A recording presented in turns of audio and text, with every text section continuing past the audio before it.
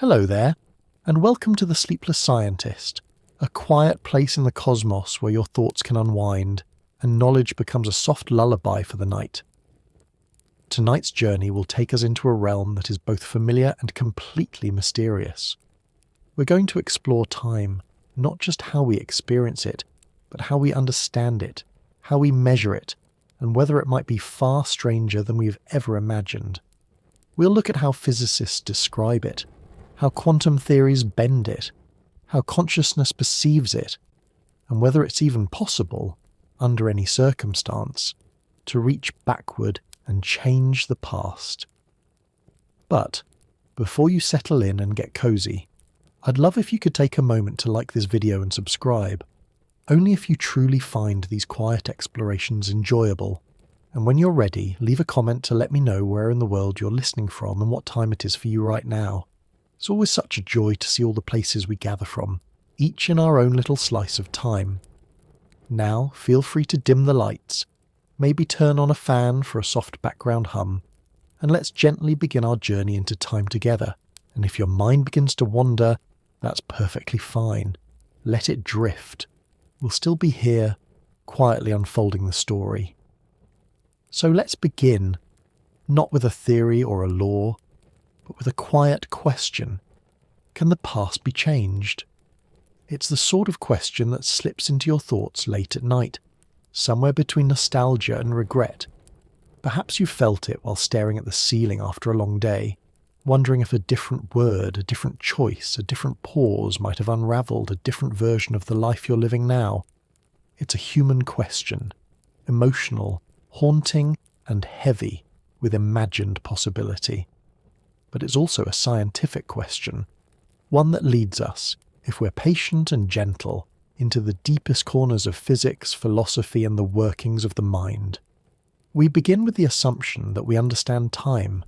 After all, it is the silent rhythm of our days. We wake to alarms. We count birthdays. We notice how long bread takes to rise or how quickly the sun slips behind the buildings in winter. We speak of time as though it were a companion we know well. We ask, where did the time go? As if we'd set it down somewhere and forgotten it, like a pair of keys or a cup of tea. But when we try to explain what time is, something strange begins to happen. The more closely we look at it, the more it slips away, like trying to cup water in your hands. You can feel it. You can't hold it. In everyday life, we think of time as something that moves. Seconds tick by. Hours pass. Tomorrow becomes today, becomes yesterday. It feels like a river, always flowing forward, never backward. And we, standing in that river, are carried downstream whether we like it or not. We can't pause it. We can't rewind it. We can only float along. But physics doesn't always agree with that feeling.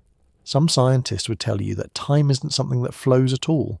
It's not even something that passes. It's a dimension, like space, and we don't move through it any more than a book moves through its own pages. All of it is there at once. We just experience it one page at a time. In this view, your childhood isn't gone. It still exists as real and present as this moment, just located in a different part of the book you're reading. We'll come back to that. Others argue that time isn't a thing at all, that it doesn't exist independently of the changes we observe. That time is nothing more than a measure of how things change relative to one another. The movement of a planet, the decay of a particle, the ticking of a mechanical clock. In this view, if nothing changed, if the universe were perfectly still, there would be no time to speak of. No before, no after. Just a stillness so complete it cannot even be measured. Still others, particularly in the realm of quantum physics, propose that time is not fundamental at all, that it emerges only under special conditions like temperature or pressure, and that beneath the surface of our macroscopic world, where everything seems to unfold in order and sequence, there lies a deeper, timeless reality. But we're getting ahead of ourselves. Because before we question the flow of time or its existence or its direction, we should begin with the simplest and strangest truth of all. that time feels real. It feels personal. It shapes how we remember, how we plan, how we mourn, and how we hope. It defines our relationships, our stories, and our sense of self. I was, I am, I will be. These aren't just grammatical structures, they're identity itself. And if time is an illusion, then so might be the person we think we were, or the person we think we're becoming. This is where our journey begins, not with equations, but with questions. With that little ache you feel when you wonder what might have been. With the quiet curiosity that asks, if I could go back, would I? Could I? And what would happen if I did? So tonight, let's drift gently across this strange river together. We'll stop at the shores of Einstein's equations, where time bends around stars. We'll visit the quantum world, where time dances sideways. We'll walk along Entropy's arrow and sit quietly in the dreamlike space where the mind constructs its own timelines. And all along the way, we'll ask, is time, as we know it, only the beginning of the story? Now close your eyes if you haven't already. Take a deep breath, in and out, the kind that slows your heartbeat and lets your shoulders soften. There's no hurry here. Time isn't running out. In this place, time is simply unfolding, softly, like pages in a story read slowly by candlelight. And so, let's begin. If you could imagine time as something you could hear, what would it sound like? Perhaps a steady ticking, soft and regular, like a distant grandfather clock in a hallway you've known since childhood. That quiet, comforting rhythm has defined much of how we understand the world. Events happen in sequence, one after another, and the universe keeps time like a watchmaker's creation, precise and predictable. In this world, time flows forward at a constant rate. It doesn't speed up or slow down. It doesn't bend or stretch or shatter. It is the invisible ruler by which all change is measured. That, more or less, was the vision of time shaped by Isaac Newton, the great architect of classical physics. For Newton, time was not a mystery. It was a certainty, an ever-rolling stream that flowed evenly, unaffected by the things that happened within it. Events could be measured against time the same way you might measure the length of a table against a ruler. Time, like space, was part of the grand backdrop, fixed, eternal, and absolute. Newton once wrote that absolute, true, and mathematical time flows equably, without relation to anything external. In other words, time exists independently of everything else. Whether the sun shines or doesn't, whether the stars move or stand still, time marches on. In Newton's universe, if you stopped everything, froze every planet, stilled every pendulum, hushed every voice, time would continue flowing, undisturbed, like a ghost passing through silence. It's a beautiful idea in its way. There's a certain peace in imagining time as something that just is, steady and dependable, like the soft ticking of a metronome that guides the melody of reality. You know where you stand, you know what came before, you know what comes next. Time, in this view, is order, it's comfort, it's something we can trust. And for a long time, this idea served us well. It helped sailors navigate by the stars. It helped clockmakers craft their mechanisms with care. It gave rise to entire industries, to railways coordinated across nations, to time zones and calendars, and the sense that if two people looked at the same watch, they'd see the same truth. Even today, much of the world still runs on Newton's version of time, your kitchen timer, your wall clock, your school schedule and flight itinerary, all built on the idea that time is universal and consistent. But what does it really mean to say that time is absolute? It means that every second, everywhere in the universe, is identical. It means that time in Paris passes exactly as time in Tokyo, or on the moon, or in the quiet void between galaxies. If 1 second passes for you, then 1 second passes for the cosmos. It means that time is like a straight line running beneath our feet, stretching into the past and future, and we all move across it at the same pace. It's a comforting image, isn't it? But even within that framework, time isn't something we can see. We don't witness time directly. We see the changes it brings. We see the dough rise on the counter, inching toward golden crusts in the oven. We notice how the leaves shift from green to amber, fall and crumble into soil. We feel how the tide creeps toward our ankles, then recedes, drawn back by a lunar pull we cannot touch. These are not time itself. These are the signs that something unseen is moving beneath all things. In Newton's universe, time acts as the stage.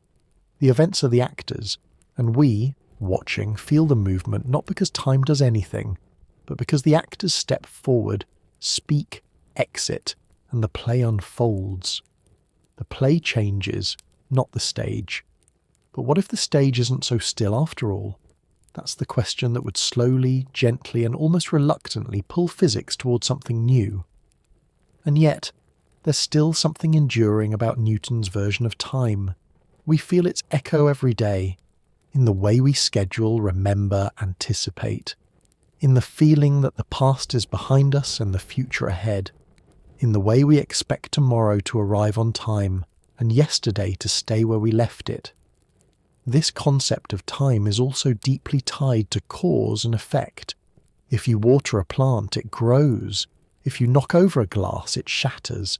The cause comes before the effect, always. In Newton's world, this makes perfect sense. The arrow of time is built into the order of things. The sequence of change is natural, logical, and never in question. And perhaps this is why any suggestion that time might behave differently feels so strange. When later thinkers begin to suggest that time could stretch or loop, that it might bend near a star or pause inside a black hole, it's not just a scientific shift, it's a psychological one. Because to move away from Newton's time is to move away from the feeling that the world is simple, ordered, and safe. But for tonight, let's rest in this early understanding, not because it's complete, but because it is calm.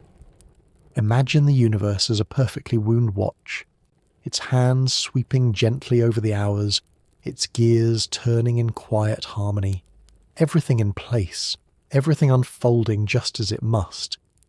This is how time was first known, not as a problem to be solved, but as a rhythm to live by. Tomorrow we'll discover that even the best-made clocks don't always tick in unison. But for now, let this steady rhythm rock you like a lullaby. Let the regularity of Newton's universe be a soft blanket. You're safe in its ticking, you're steady in its beat, and for the moment that's more than enough. Time used to be simple. It ticked steadily in Newton's universe. Absolute, universal, and untouched by circumstance. But in the early 20th century that simplicity was gently set aside. A young man working in a Swiss patent office, whose job it was to read and approve other people's inventions, quietly changed the very nature of time itself. His name was Albert Einstein, and with a few bold insights and equations, he would show that time is not as rigid as we once believed. It is not a cold, ticking clock, but something far softer, more fluid, and surprisingly personal. Einstein's revolution came in two stages. The first was special relativity, published in 1905. It introduced a stunning idea. The speed of light is constant for all observers, no matter how fast they themselves are moving. To preserve that constancy, something else had to give way. And what gave way was time. Einstein realized that if two people are moving at different speeds, they will experience time differently. If you fly past someone in a spaceship traveling near the speed of light, your clock will tick more slowly than theirs. From your point of view, you're moving normally.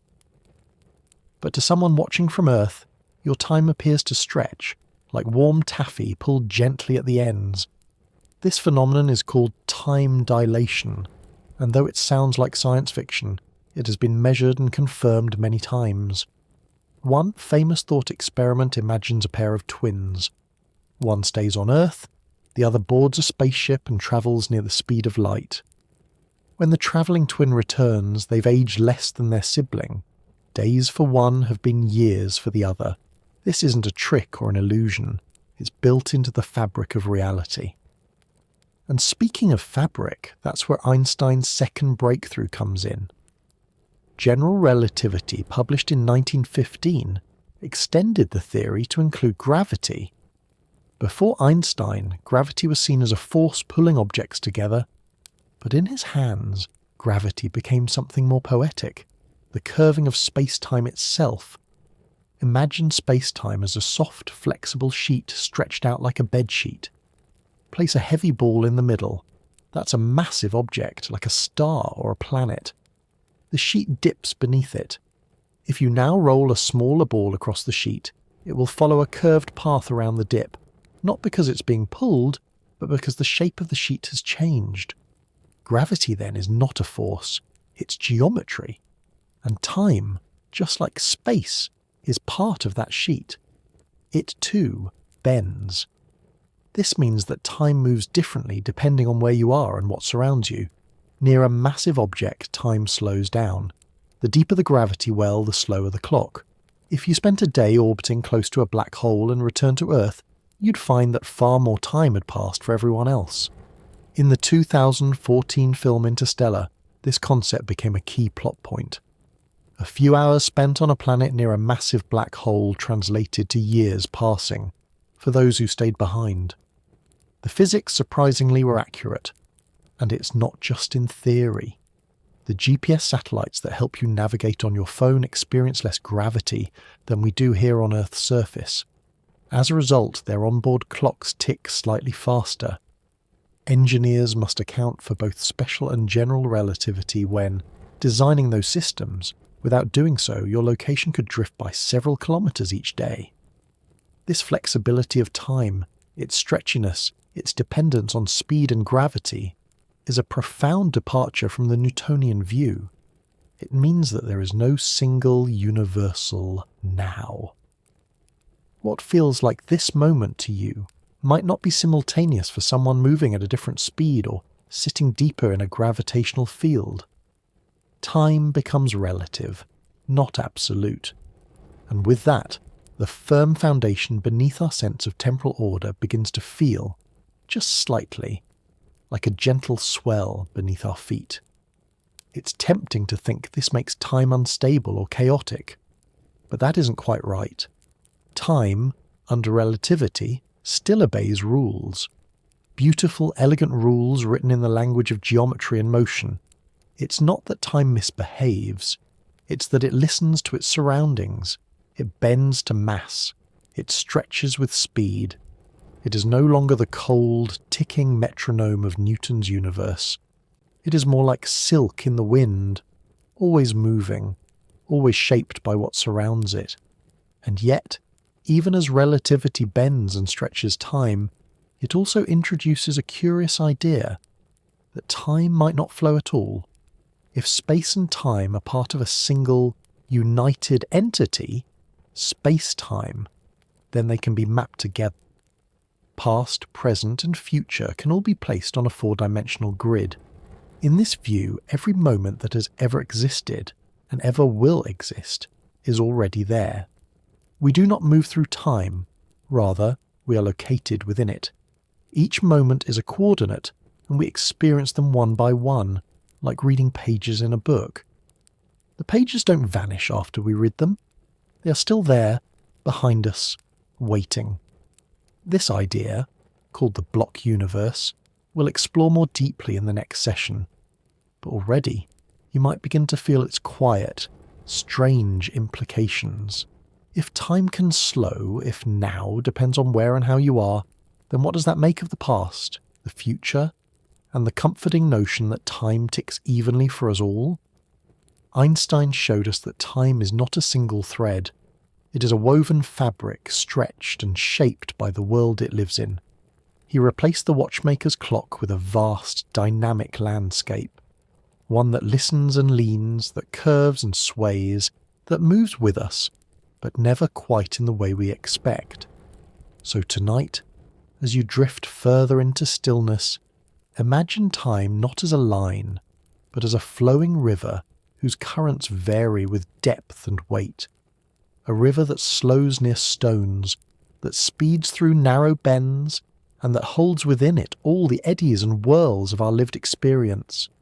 You're not outside that river, you're part of its pattern, and just for now, there's nothing you need to measure. Only the soft movement of moments flowing quietly past. Try to picture your life as a storybook. Not just the part you're reading now, but the whole thing. All the chapters from the first sentence to the final page. Every memory you've made, every breath you've taken, and every possibility still waiting beyond the next sunrise. Now imagine that book doesn't unfold word by word as you read it, but that every page already exists, complete, whole, and quietly resting in its place. You're not writing it as you go. You're moving through something already written, one page at a time. This, in many ways, is the idea of the block universe. It's a consequence of Einstein's relativity and the union of space and time into one geometric whole, space-time. When time becomes another dimension, like length or width or height, it takes on a surprising quality. It stops flowing. Instead, it becomes a place. And if time is a place, then perhaps everything that ever was or will be is still there, waiting in its own quiet corner of the cosmos. This perspective can feel a little unsettling at first. We're used to thinking of time as something that moves, something that carries us forward while the past slips away behind us. But in the block universe, that motion is an illusion. There is no objective now sweeping forward across the timeline. Instead, all moments simply are. They exist side by side, just like all the streets of a city exist at once. You might be standing on one street today and another tomorrow, but that doesn't mean the other streets aren't still there. You're just not standing on them at the moment. The past hasn't disappeared, the future hasn't yet appeared. Those are stories we tell ourselves to make sense of the narrow slice of existence we currently occupy. But from the block universe point of view, those distinctions are a matter of perspective, not of reality. In this model, your birth is still there, fixed in its coordinates. So is your first day of school, your first heartbreak, your first quiet moment listening to the rain through a window. The day you sat still in silence. The night you wished you had said something. All of it, folded into space-time like rooms in a vast, endless house. You can only be in one room at a time, but that doesn't mean the others aren't real. It's an idea that removes the primacy of the present. Now becomes a relative term, different for every observer, depending on their position and motion. Two people, drifting apart through space, may disagree on whether a third event has already happened, or is still in the future. There is no universal clock ticking the same for everyone. Each observer carries their own version of time, like a personal map of moments. So if time is a block, not a flow, what does that mean for change? Well, change still happens. It's just that where it happens is already woven into the fabric. Imagine looking at a film strip with each frame representing a different moment in time. The story seems to unfold when you watch the film projected on a screen. But the film itself doesn't change. All the frames are there from the start. The characters move, the dialogue flows, and the ending arrives, but that's only because you're moving through the frames in order. In truth, nothing is being created or erased. The movie was complete before you watched the first scene. Now, let's bring that idea a little closer. Think of memory. Not just the act of recalling an event, but the feeling of being shaped by what came before. You remember losing a loved one, or laughing with a friend in the middle of a long summer night. You remember these things not because they still exist, but because you still exist in the aftermath of them. You carry those memories like echoes in a canyon. But in the block universe, those moments are not echoes. They're still there, as real as the one you're in now. You just aren't inhabiting them. So then, what about the future? That's where things get more personal. Because even if the future already exists in the block, you haven't reached it. You can't skip ahead and see it. You don't feel it yet. Your choices still unfold, still matter, still shape what you will experience, even if that experience is already mapped out in some higher dimensional sense. And this is where physics meets philosophy. If the future is already written, are we free? If our path is laid out, are we simply reading, not writing, the story? It's a difficult question, one that has stirred debate for decades. But in the quiet, it offers something unusual: comfort. If all moments exist, then no moment is truly lost. The time you watch snow falling for the first time, the last conversation you had with someone you miss, the quiet minutes when you felt at peace and didn't know why, none of them vanish. They are not gone. They are simply no longer where your awareness resides, but they remain, like still rooms you once visited, still warm with the memory of your presence. And if you ever worry that the best parts of your life are behind you, remember that in the block universe they're still there. They haven't collapsed into nothing. They haven't been erased. You just happen to be standing on a different page today. Perhaps you'll visit those pages again, if not with your body, then with your mind, with memory, with meaning.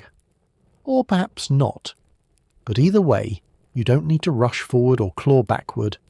In the block universe, you already are. Nothing is slipping away. Nothing is chasing you. Tonight, you're not running out of time. You're resting in a moment, like a boat on still water. The river isn't flowing. It's all already here. The bends, the currents, the wide stretches and narrow passages. You're simply floating, quietly, in a single frame of an endless and beautiful film, and somewhere, gently flickering, all the other frames are still glowing too. If the block universe invites us to imagine time as a fixed landscape, one where every moment is already laid out just waiting for us to pass through, then the quantum world invites us to question whether that landscape even exists at all. For while relativity teaches us how time can bend and stretch and slow down, quantum physics quietly steps forward with something even more unsettling: the idea that time might not be fundamental, that it might not be real in the way we assume, that it could be an illusion born of deeper rules that don't mention time at all. This isn't a new idea, and yet it remains one of the most quietly radical suggestions in modern physics. We tend to think of time as a universal ingredient in every recipe of reality, a basic backdrop, a given. But what if time is not a fundamental part of the universe, but something that emerges only under certain conditions like temperature or pressure? What if time is less like a building block and more like a side effect? To begin unpacking this idea, we have to tiptoe into quantum mechanics, an area of physics so strange and subtle that even its founders weren't entirely sure what they had discovered. Quantum mechanics deals with particles at their smallest scales: electrons, photons, atoms, and the equations that govern them describe probabilities, not certainties. A particle isn't in one place or another. It exists in a cloud of possibilities, a superposition, until it is measured.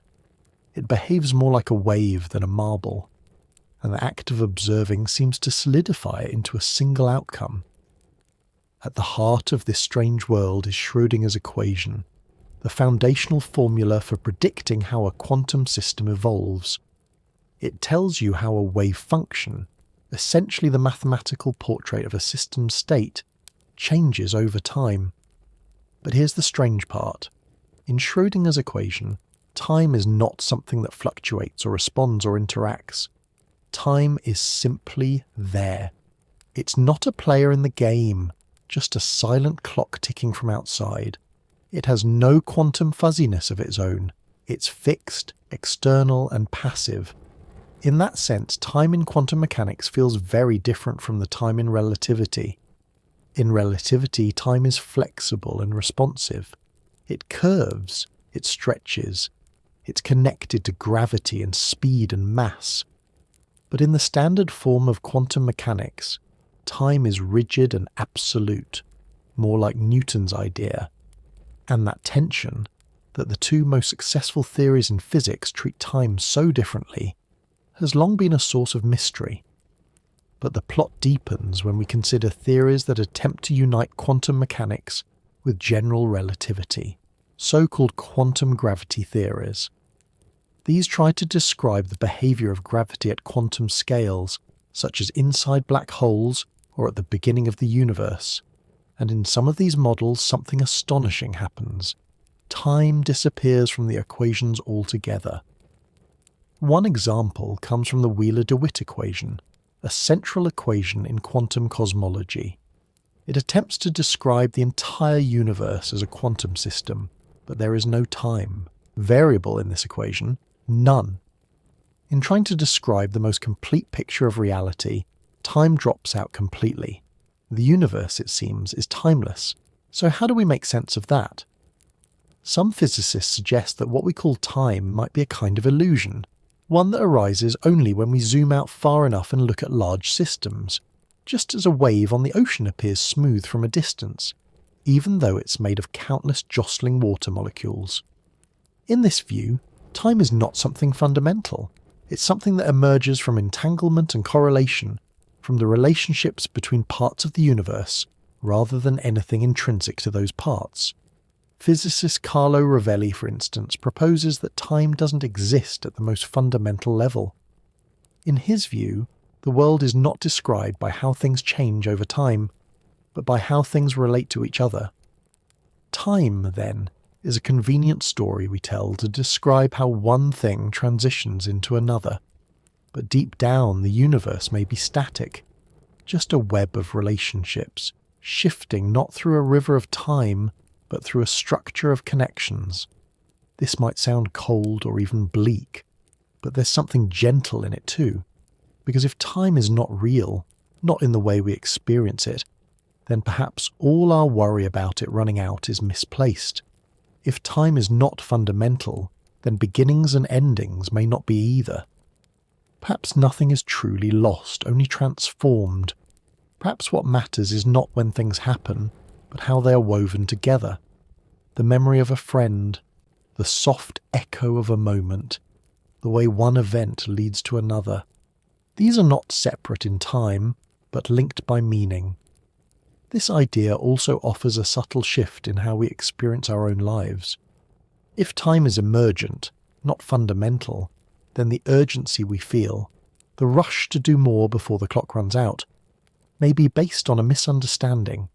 We may not be racing against time. We may be dancing within it, shaping its rhythm with our choices and perceptions, not following it like a shadow. It is also possible that time, like temperature, is not defined in a small enough system. A single atom doesn't have a temperature in the way a cup of tea does. Similarly, a small system might not have time in the way we experience it. It's only when many systems interact, when complexity arises, that time, as we know it, begins to appear. And so, maybe time is like a whisper that only emerges when the universe is full of listeners, a concept that only makes sense when there is something conscious enough to notice it, when there is memory, when there is anticipation, when there is something that marks a difference between what was, what is, and what could be.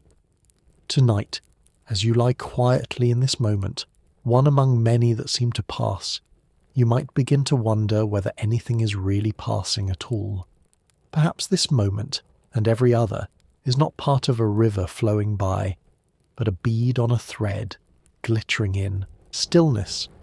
Perhaps the flow is not in time itself, but in you, and perhaps that's all it ever needed to be. You're lying in bed. The day has slowed to a hush. Somewhere nearby, a fan hums in a steady rhythm, and the darkness around you feels still. You're not moving, not thinking about the next thing, not reaching for anything.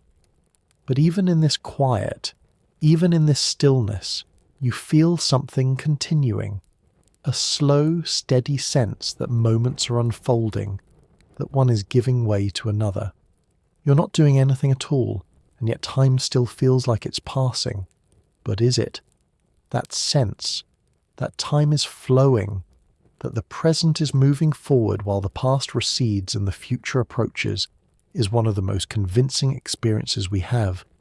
It's the foundation for how we understand life itself, a beginning, a middle, and eventually an end. And yet, as we've begun to see through the lenses of physics and cosmology, time may not actually flow at all.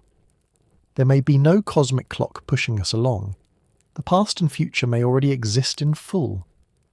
The equations that govern the quantum and relativistic worlds make no mention of a now that moves, no requirement that one moment must yield to another. So where does that feeling come from? The answer, quietly and curiously, may lie within your own mind. From a neurological perspective, the experience of time is less like watching a river and more like assembling a slideshow. Your brain doesn't perceive time directly. It reconstructs it from fragments, stitches together change, and presents you with a continuous story. It's like a film editor choosing frames, smoothing transitions, and presenting a seamless narrative. What you perceive as a flowing present is actually a construct, built from memory, prediction, and sensory data processed slightly after the fact. In fact, research suggests that your experience of now is always delayed. When light enters your eyes or sound enters your ears, it takes a fraction of a second, about 500 milliseconds, for your brain to process that information and assemble it into conscious awareness. Half a second doesn't sound like much, but it's enough time for a hummingbird to flap its wings dozens of times, or for a ball to travel several meters. It means the present moment you think you're experiencing is already gone. You live slightly in the past, always playing catch-up. But you don't feel that delay. Your brain compensates by predicting what should be happening next and adjusting your awareness to match. If it gets it right, you never notice. If it gets it wrong, say, if a loud noise surprises you, or something moves faster than expected, that delay suddenly becomes noticeable. It's the reason a jump scare works, or why a falling glass can seem to move in slow motion. The illusion of flow briefly falters, and you glimpse the machinery behind the curtain. Your sense of duration, the feeling that something lasts longer or shorter, is also shaped by attention and emotion, not by any internal clock ticking away objectively. A boring meeting may seem to last an hour, even if it was just 20 minutes. A moment of joy might feel fleeting, while a moment of pain can stretch, expand, and echo. Time speeds up when we're absorbed and slows down when we're anxious or uncomfortable. The old saying is true: time flies when you're having fun, and it drags when you're not. This suggests that time, at least as we experience it, is profoundly subjective. It's not just that we live in time, but that we construct it from the inside out. Your brain uses memory to create a past, uses expectation to shape a future, and rests awareness in a tiny slice it calls the present. But even that present isn't fixed.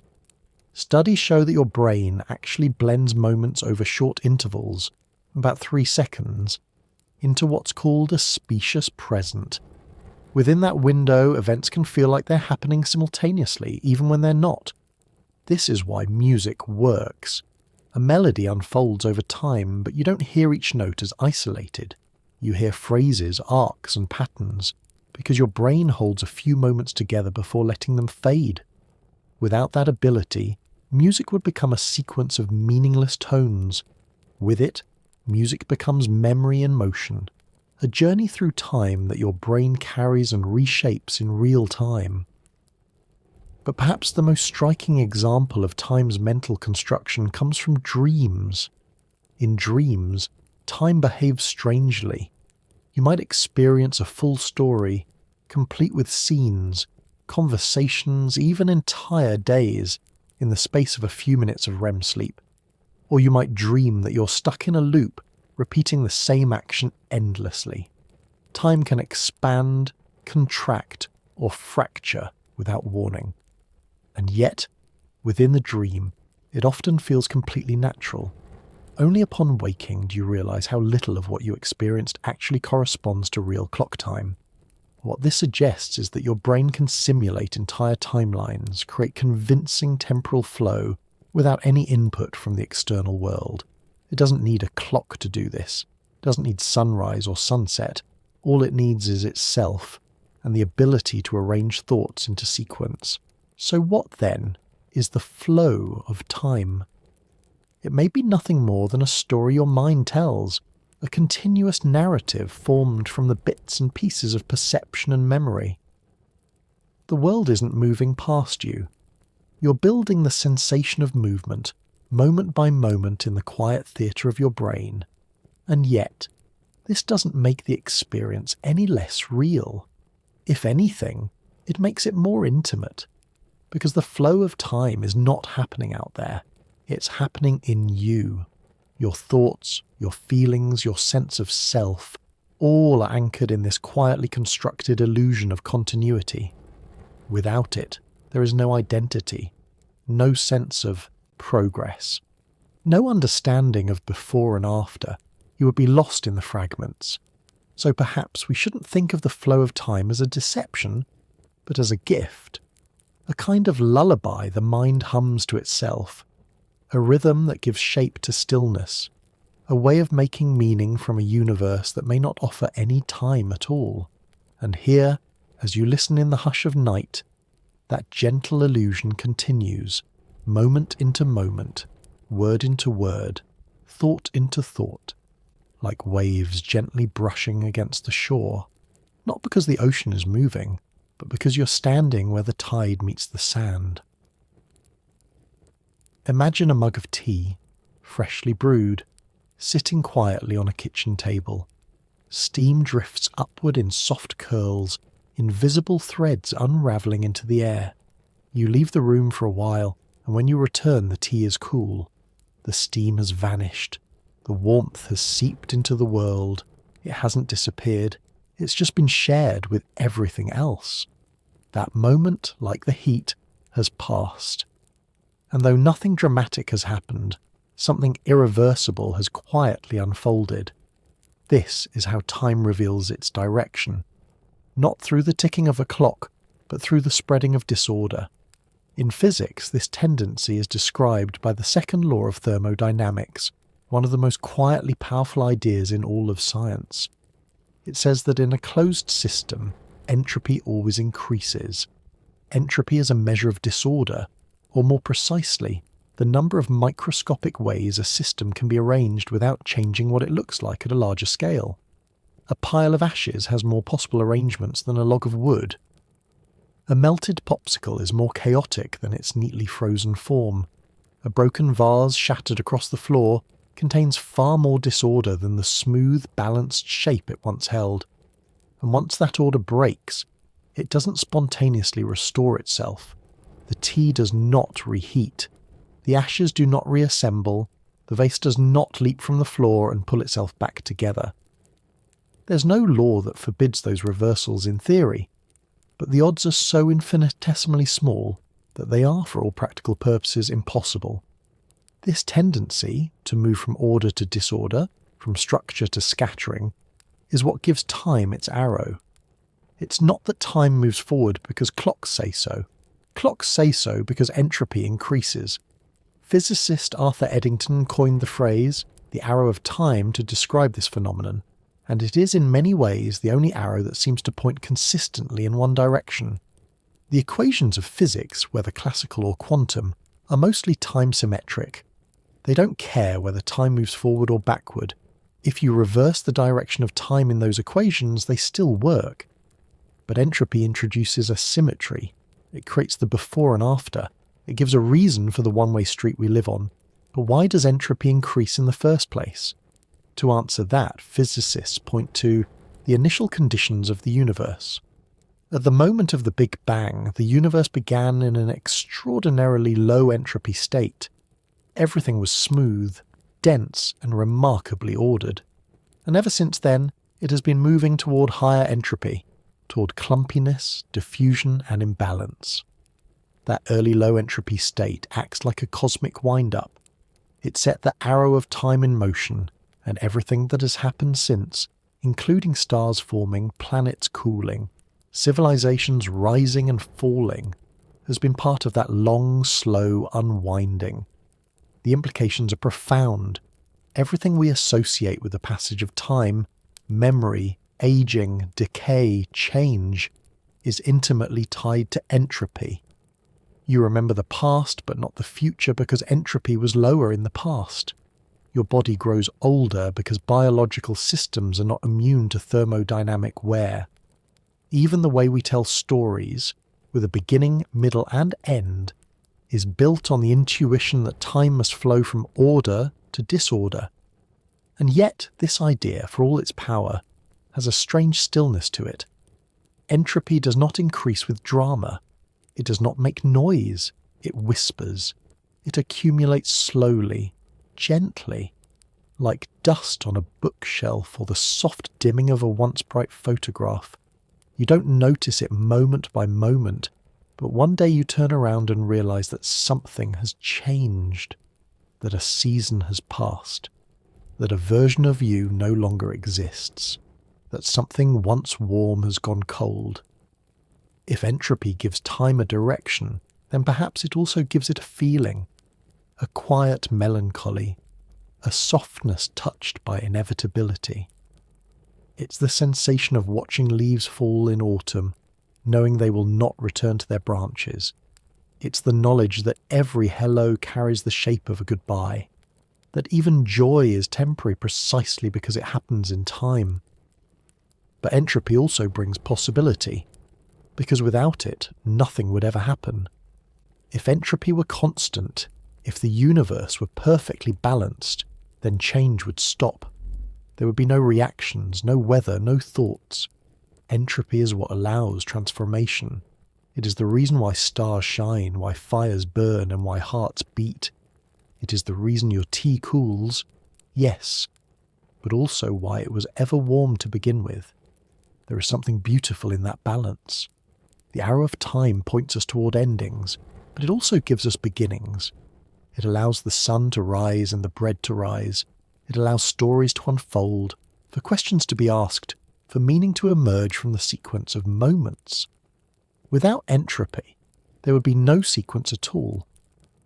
Physicist Sean Carroll often speaks of entropy not just as a physical law, but as a narrative principle. The universe doesn't just evolve, it remembers its past by the way it leans into its future. The increase in entropy is like the turning of a page. It doesn't erase what came before, it adds to it. So tonight, as you lie still and feel the moments drift softly past, think of time not as a thief, but as a quiet storyteller. It does not rush, it does not rewind. It moves slowly in one direction, not because it must, but because the universe was born with that whisper in its structure. A whisper that says, more arrangements are always possible, more change is always waiting, and so time, like breath, like tide, continues. A ripple moves outward in still water. It does not return to its source. It does not need to. Its motion is enough. And in its wake, the pond remembers something was there. There's something comforting about the arrow of time. It gives us a sense of direction, a feeling that things are unfolding in a consistent order, cause before effect, question before answer, birth before death. But if you look closely enough, deep down into the smallest scales of the universe, something unexpected begins to happen. The direction we take for granted seems to blur. That quiet whisper of forwardness we heard in entropy begins to fade, replaced by a kind of stillness, or, more precisely, a kind of symmetry. Because down in the quantum world, time doesn't care which way it flows. In the equations that govern the microscopic world, time is reversible. That is, if you were to reverse the direction of time in these mathematical descriptions, replacing t with negative t, the equations would still hold. They would still describe a world that makes sense. A particle bouncing off a wall in reverse still follows the same logic as one moving forward. There's no preference, no required forward arrow. At the quantum level, the universe is time agnostic. This can be difficult to accept because it feels so deeply at odds with our experience. You can't uncrack an egg. You can't undrink a glass of water. You can't unthink a thought. And yet, the quantum rules that underpin reality don't enforce those asymmetries. The irreversibility we observe emerges only when large numbers of particles begin to interact, when systems become messy and complex, and entropy takes the stage. But when you return to the single photon, the lone electron, or the quiet interaction between just a few particles, you find a different story. In that world, past and future become mathematical mirrors. One reflects into the other without favour. And perhaps most strangely of all, for certain entities like photons, the very notion of time passing becomes meaningless. A photon is a particle of light. It travels at the speed of light, always. And because of that, according to Einstein's theory of special relativity, time for a photon does not pass at all. From the photon's own perspective, it is emitted and absorbed in the same instant, regardless of how far it travels. Whether it's a ray of starlight crossing a galaxy or a glint of sunlight bouncing off your hand, the photon experiences no journey. It moves through space, yes, but not through time. That idea is almost impossible to picture, because everything we know is soaked in time. Even when we hold our breath, even when we close our eyes and try to imagine stillness, we still feel the moments unfolding. But the photon feels none of that. To it, time has no texture, no rhythm, no progress. It exists in an eternal now. This isn't just poetic, it's baked into the equations. In the mathematics of relativity, as an object approaches the speed of light, the time it experiences slows down relative to a stationary observer.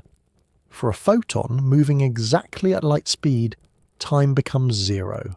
It's not that the photon moves very quickly through time, it's that it doesn't move through it at all. And what does that mean, really? It means that, in some sense, the universe includes entities for whom the past and future are meaningless concepts. There is no before and after, only a kind of timeless connection between 2 points. This raises unsettling questions. If parts of the universe don't experience time, then what does it mean to say that time is fundamental? Is time something universal, or is it just a condition we experience under particular circumstances, like gravity, or temperature, or pressure? The quantum world doesn't offer an easy answer.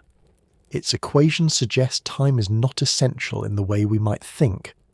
Some interpretations of quantum mechanics, such as the Feynman path integral, allow particles to explore all possible paths, including those that travel backward in time.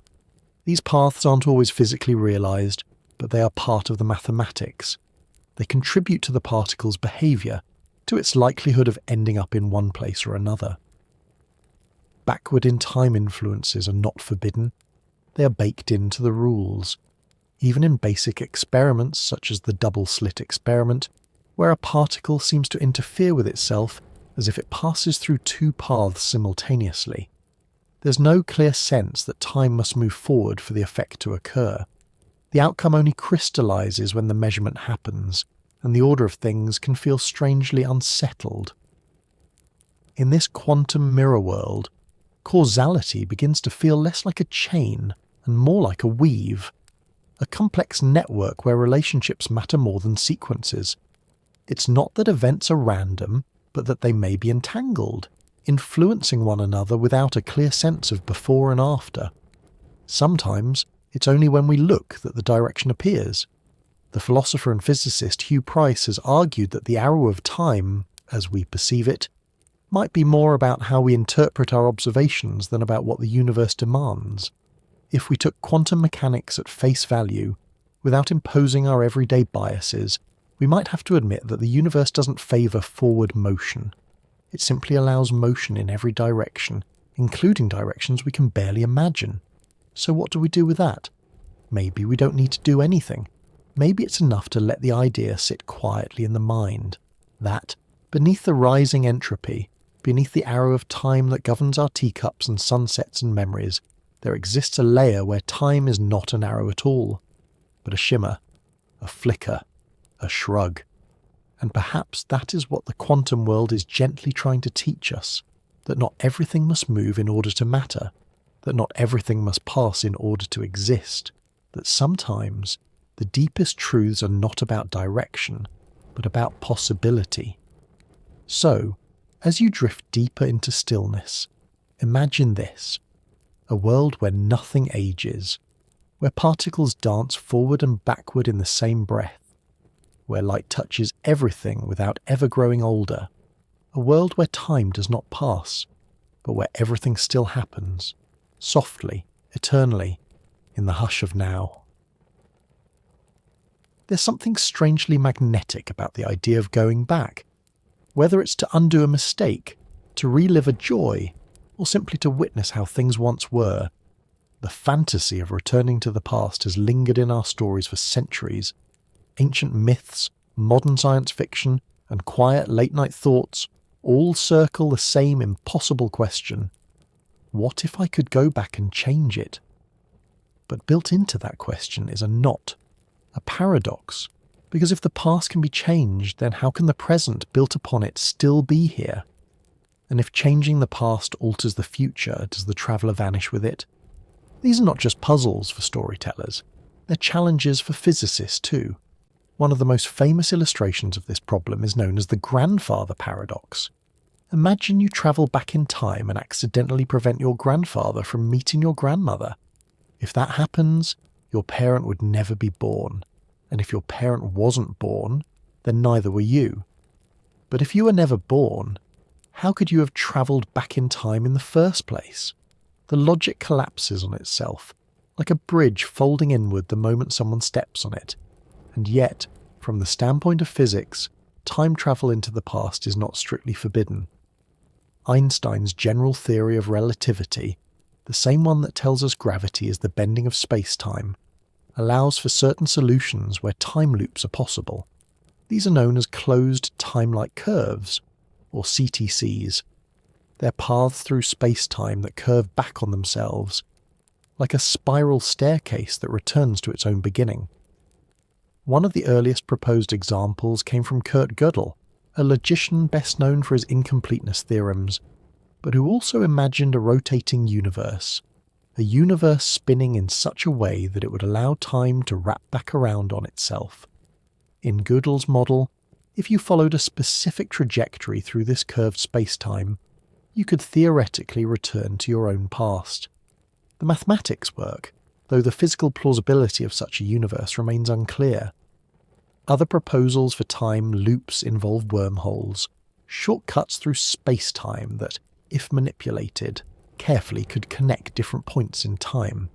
The concept was explored by physicists like Kip Thorne and his colleagues, who suggested that if one mouth of a wormhole were accelerated and then returned, time inside the wormhole would become desynchronized with time outside. Step through it, and you might emerge in the past. But even if these models are mathematically sound, they raise serious questions. Chief among them, what happens to causality?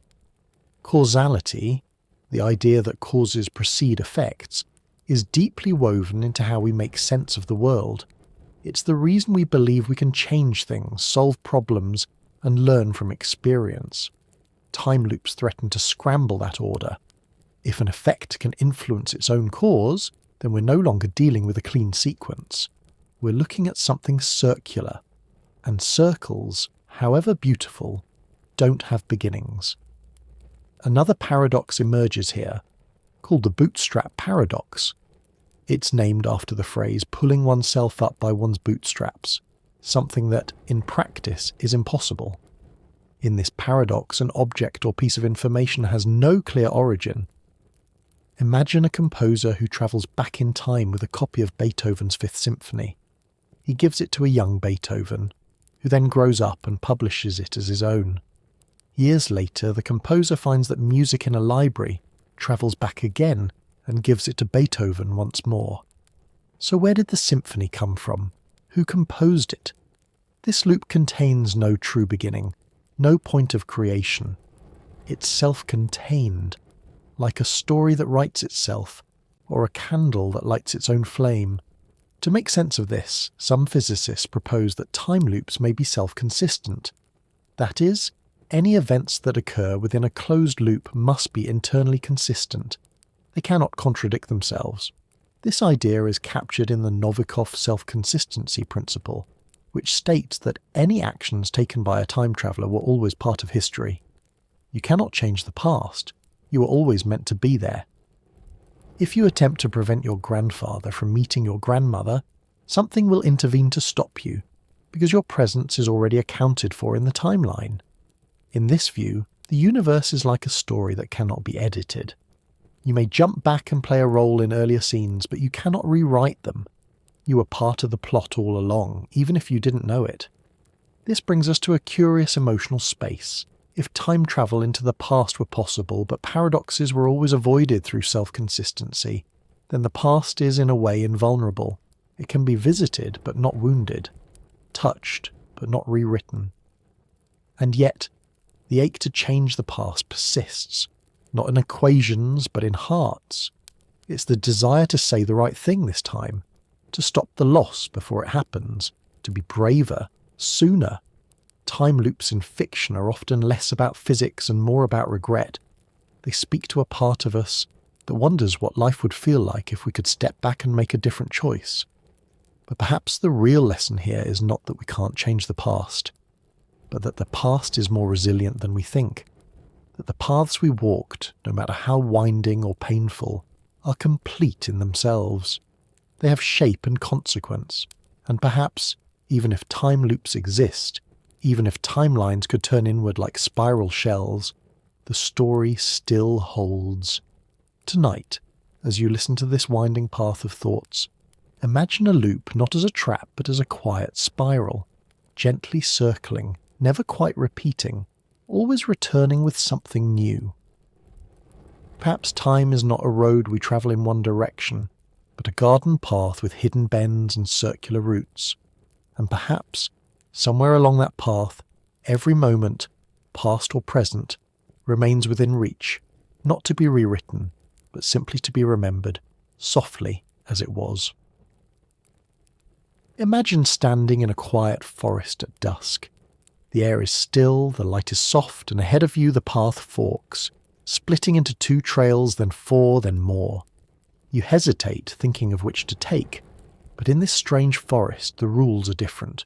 In one world you go left, in another you go right, and in yet another you stop and simply sit on a stone to watch the evening mist rise. All of those choices are real. All of them happen, just not in the same version of the world.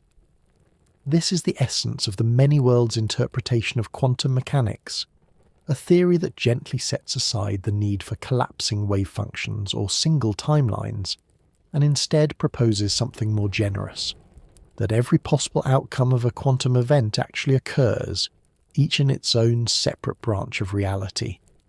Nothing is erased, nothing is rejected. The universe simply grows, splitting like a tree adding new leaves, quietly and continuously. The many worlds interpretation was first proposed by physicist Hugh Everett in 1957.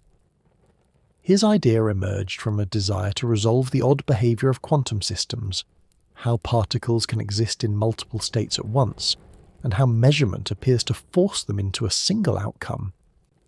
Rather than imagining some mysterious process that collapses this superposition, Everett suggested that all outcomes occur. When you observe a quantum system, you don't cause it to pick a path. You split into versions of yourself, each observing a different result. At first glance, this sounds extravagant, even absurd. A whole new universe, just because an electron went left instead of right. But the mathematics of quantum mechanics doesn't actually forbid this branching. In fact, it seems to invite it. And what's more, this interpretation eliminates some of the thornier issues that arise with other models, especially when we begin to consider time travel and paradoxes. Think back to the grandfather paradox. In a single timeline universe, going back and changing something in the past threatens to unravel the conditions that led you there. But in a branching universe, there is no contradiction. You don't rewrite your original timeline. You create a new one. If you travel back and stop your grandfather from meeting your grandmother, you don't erase yourself. You simply move into a branch where you were never born, while the version of you who stepped into the machine remains intact in a separate branch. This idea resolves the paradox not by forbidding change, but by making change non-destructive. The past isn't overwritten, it's sidestepped, and every decision, however small, becomes a fork in the garden of reality. Of course, these branches aren't accessible to us. You can't hop from one to another. You won't remember the choices made in parallel paths. But according to many worlds, they exist just the same, fully formed, with their own skies and stars and stories. Somewhere, there's a version of you who read a different book tonight, who didn't click this video, who took a different job, who said yes instead of no, or no instead of yes. And yet, none of those versions diminish the one sitting here now. There's a softness to that thought, that you're not alone, even in your decisions, that every possibility you ever imagined, every road not taken, exists, not as regret, but as reality, blooming gently elsewhere. It's worth noting that many worlds isn't universally accepted. Some physicists favour other interpretations, like decoherence or spontaneous collapse models. But what makes many worlds so uniquely resonant, especially in a quiet, late-night setting, is how it reshapes our relationship with possibility. In a single universe, choice feels heavy, final. Every yes excludes 1,000 no's. Every turn away from one path locks countless others behind a closed door. But in the branching universe, nothing is lost. Your choices still matter. They determine which version of the path you walk, but they don't erase the others. They simply grow the tree. And if you let your imagination wander a bit further, you might begin to see how this connects to your own internal sense of time, how memory itself is a kind of branching, how each decision you've made has shaped the self you now carry. You can't go back, but you can see the echoes of those turns in the lines of your face, the contents of your day, the texture of your mind. Each moment is both a continuation and a divergence. You're always stepping into a new branch, whether you notice or not. There's a phrase that sometimes floats around philosophical discussions of this theory. All lives are lived. Not just yours, but all the versions of you that might have been. That's not meant to be a burden, but a balm. It means the story of you is not trapped in a single script. It's a constellation of selves, each unfolding under its own sky. And while you may only see one of those skies at a time, it does not make the others less real. So as you settle deeper into the stillness of this night, imagine time not as a single path winding forward, but as a garden. A vast, ever-branching garden, where each step gives rise to new directions, new blossoms, new turns in the shade. You don't need to see all the paths to know they're there. You need only walk the one you're on, with care, with curiosity, and with the quiet comfort that somewhere, every version of the moment is blooming too. We often speak of time as a line, a straight path drawn from the past into the future, measured and marked like footsteps in the sand. But not every culture has seen it this way, and not every theory agrees. For some, time is less like a river, and more like a wheel, less a march forward than a gentle turning again and again. In these views, time does not end. It repeats. The idea of cyclical time is among the oldest in human thought. In ancient Hindu cosmology, for example, the universe is born, destroyed, and reborn in endless cycles known as kalpas, each lasting billions of years. The cycle has no beginning and no ultimate end, just infinite repetitions of creation and dissolution.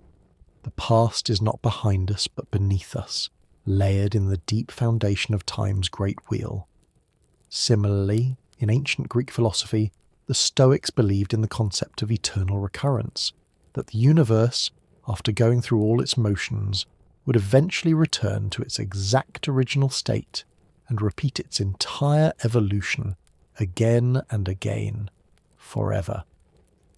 The Roman Emperor Marcus Aurelius once wrote, with a kind of peaceful resignation, "All things are recycled through time. All things return in due course." And much later, Friedrich Nietzsche resurrected this idea, but with a darker twist. He imagined the eternal return not as a cosmic truth, but as a philosophical test. If you knew that you would live this life again, every joy and sorrow, every mistake and kindness, endlessly repeating forever, would you still choose it? His version was not about physics, but about meaning. It asked whether we could embrace our lives, not as one-time stories, but as eternal patterns. In science, of course, we usually imagine time as linear. But in recent years, something strange and beautiful has emerged from quantum physics that has made some scientists reconsider that assumption. They are called time crystals. A time crystal, first proposed by Nobel laureate Frank Wilczek in 2012, and later observed in carefully controlled lab conditions, is a system that repeats itself in time, not because it is forced to, but spontaneously, without using energy. That may sound abstract, but it represents something truly unusual. In normal crystals, like diamonds or snowflakes, atoms are arranged in repeating patterns across space, but in time crystals the repetition happens in time instead of space. It's like a rhythm that never stops, a ticking that never winds down, a heartbeat that never tires, and these rhythms are not driven by decay or noise. They persist because of the system's internal structure. The crystal pulses in time not because energy is fed into it, but because that is simply what it does. A kind of time-based order arises, a periodicity that does not fade. It is in many ways the closest we've come to observing time behaving like a loop rather than a line. These systems challenge the way we think about temporal evolution. If something can return to its own state again and again without losing energy, without winding down, then perhaps time does not always point forward. Perhaps, in certain conditions, time circles. But whether or not time is truly cyclical in a broader sense remains an open question. The expansion of the universe suggests otherwise, for now.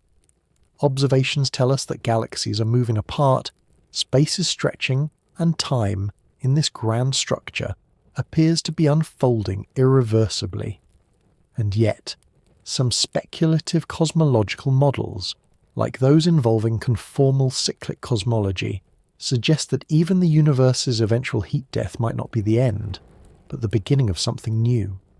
A new cycle, a new expansion, a new beginning shaped from the ashes of the last. And here perhaps science and myth meet again. Not in contradiction, but in gentle resonance. Both speak of returns, of patterns, of the quiet possibility that time, for all its apparent motion, may sometimes bring us back. Not to where we were exactly, but to something familiar in shape, in rhythm, in spirit. You can feel it in your own life too. The seasons return, not in identical form, but with echoes. Spring follows winter, leaves fall again. The same song may reach your ears at a different age and mean something new. You pass the same street corner you knew years ago, and find your thoughts circling old versions of yourself layered like sediment. You feel for a moment that you've been here before, not just physically but emotionally. A memory looping quietly beneath the surface of your day. And what is a routine if not a kind of personal time crystal? Waking, stretching, brewing coffee, writing your name. Patterns you repeat not just because you must, but because they form the music of your life. A rhythm without which you'd feel disoriented, lost. Even dreams seem to repeat themes, arriving late, searching for something, being seen or unseen. These cycles may not be cosmic in scale, but they are deeply personal. They mark the loops inside us, the places where our lives gently circle back. So perhaps we don't need the universe to repeat in grand cycles to feel the truth of cyclical time. Perhaps it is enough to notice the smaller loops, the ones that carry us through days and seasons and years, the ones that remind us that not all progress is forward and not all motion is away, that sometimes what matters most returns, not as a copy, but as a variation, a familiar phrase in a different key, tonight as the world. Outside your window spins slowly into another night.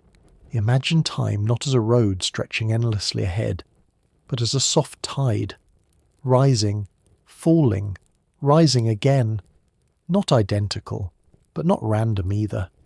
A rhythm older than clocks, older than stars. One you've heard before, even if you've never truly listened.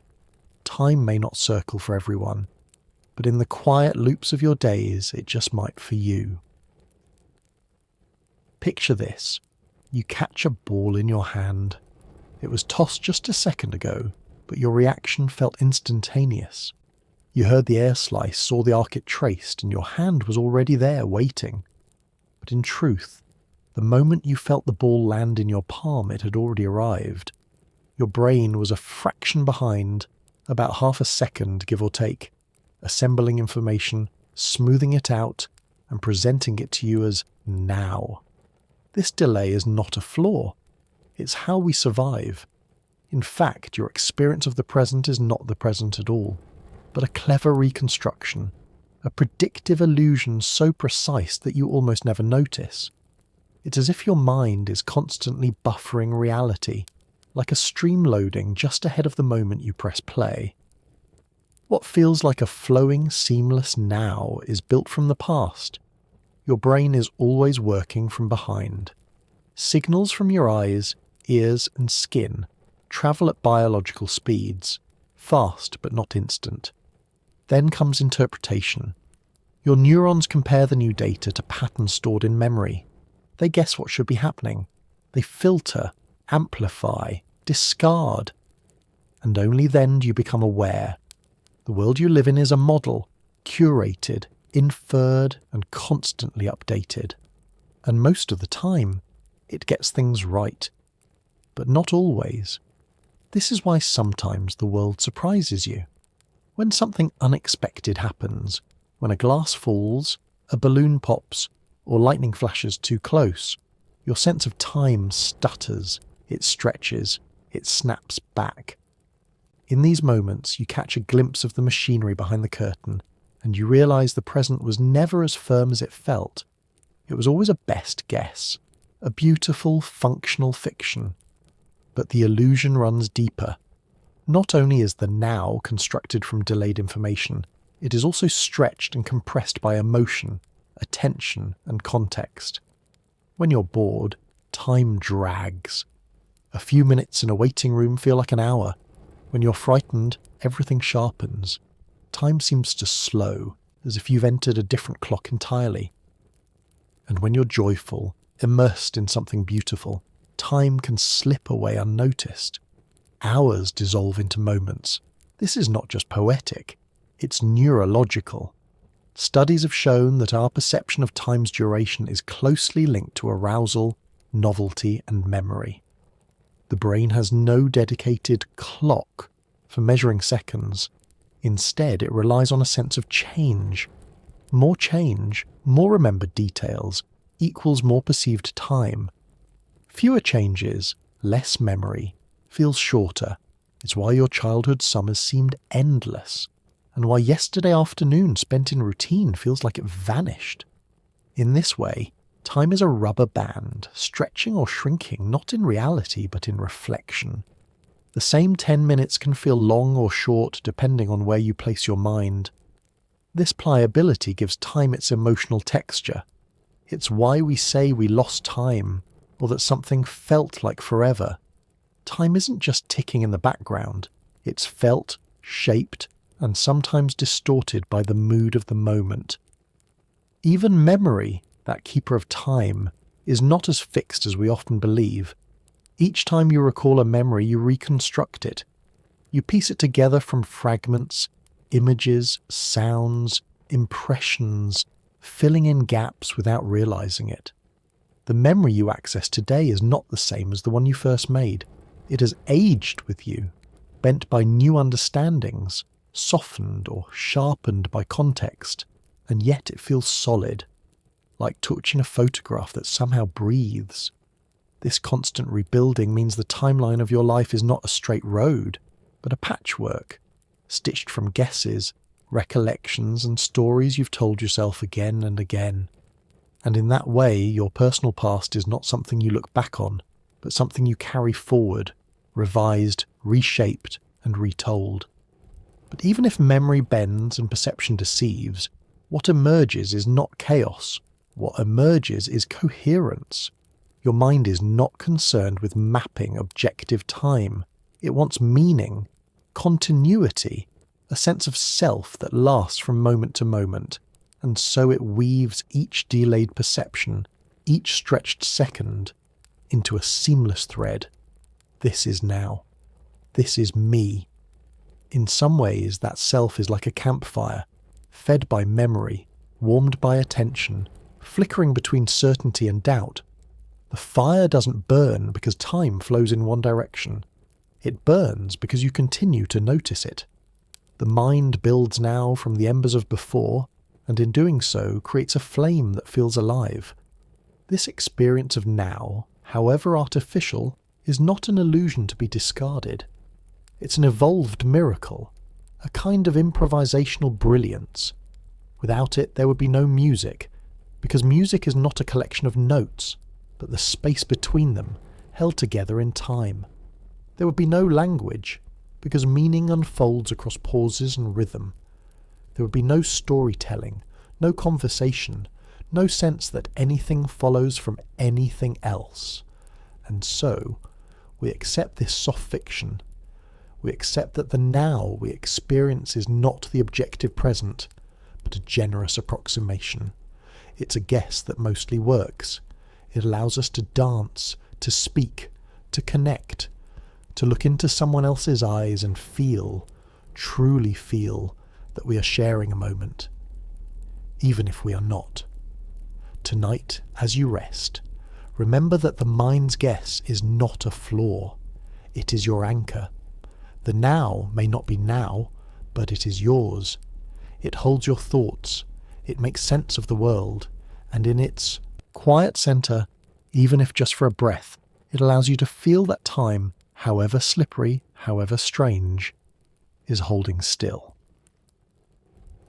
Some nights you drift off and find yourself running through a forest that doesn't quite follow the laws of space. You turn a corner and suddenly you're back in school, or on a street that no longer exists, or at the edge of a lake that feels familiar, though you've never seen it. The sun may be rising and setting in the same breath. A face you once knew becomes a stranger. A stranger becomes your brother. And through it all, time moves, not forward or backward, but in a kind of orbit. It folds, skips, loops. It loses shape entirely. This is the world of dreams, and in this world, time is not king. Dreaming is one of the most peculiar and still not fully understood experiences of the human mind. It is in many ways a nightly theatre where consciousness unhooks from the clock. During sleep, particularly in REM stages, the brain remains active but disconnected from the external world. The sensory gate is closed, motor functions are suppressed, and yet entire lifetimes can unfold behind your closed eyes. Remarkably, dream time does not obey real-world time. You might dream a complex story that feels like it lasted hours, only to discover it occurred in the span of a few minutes. Or conversely, a single glance or phrase might feel stretched across what seems like an eternity. The relationship between subjective time and clock time becomes elastic, almost meaningless. This is not just anecdotal. It has been confirmed in sleep studies, where participants are awakened during REM and asked to estimate dream duration. Their perceptions vary wildly, disconnected from the stopwatch. What's more intriguing is that these dreams often do not play out in a linear fashion. Unlike waking thought, which follows a general cause and effect logic. Dreams leap between ideas, images, and emotions in ways that defy sequence. You may find yourself in a memory, then in a metaphor, then in something entirely invented. Past, present, and possible future may coexist in a single moment. The dream is not a timeline, it is a collage, or perhaps more like a kaleidoscope, where with each small movement the patterns rearrange, but remain made of the same coloured glass. Why does the mind do this? One hypothesis is that dreams help with memory consolidation. During sleep, especially during REM, the brain is thought to sift through the experiences of the day, sorting, strengthening, or letting go of the details we no longer need. But this is not like cleaning a shelf, it's more like remixing a song. The brain replays fragments, overlays them with older memories, blends them with imagined scenarios, and weaves them into narratives that might make no sense upon waking, but carry emotional meaning nonetheless. This process may help us process fears, reinforce learning, or explore scenarios we didn't have time for while awake. In a dream, you can relive an argument, resolve it differently, or see it from the other person's perspective. You can rehearse for something that hasn't happened yet. You can grieve, love, or rage in ways that are safer, more fluid, and unbounded by the rules of waking time. One of the most curious phenomena linked to dreams and memory is déjà vu, that eerie sense that you've been here before, even when you know you haven't. While it remains scientifically mysterious, some theories suggest déjà vu may arise from the brain briefly misfiring, perhaps accessing a memory trace just as a new experience is unfolding, creating the sensation that the moment is repeating. It's as if the mind stumbles across a loop, or two versions of now overlap for a breath. And in that moment, time folds. There's a strange comfort in knowing that the mind can do this, that within us exists a mode of perception that is non-linear, free from the demand for chronology, and still deeply human. The stories our dreams tell are not always rational, but they are often meaningful. They reveal our worries, our longings, our patterns. They hold mirrors to who we are and who we fear or hope we might become. Sometimes dreams offer a kind of closure that waking life cannot. You may meet someone you've lost, not in reality, but in that liminal space beyond clocks. You may speak words you never got to say, and even if the details dissolve upon waking, as they so often do, the feeling lingers, a kind of afterglow, as if time gave you a moment outside its bounds. And then, of course, there are the dreams that make no sense at all, the ones where you're flying with penguins or arguing with a toaster, where logic disintegrates and everything unfolds in symbols. But even these carry their own rhythm. A dream doesn't need to make sense to be felt. And maybe that's the point.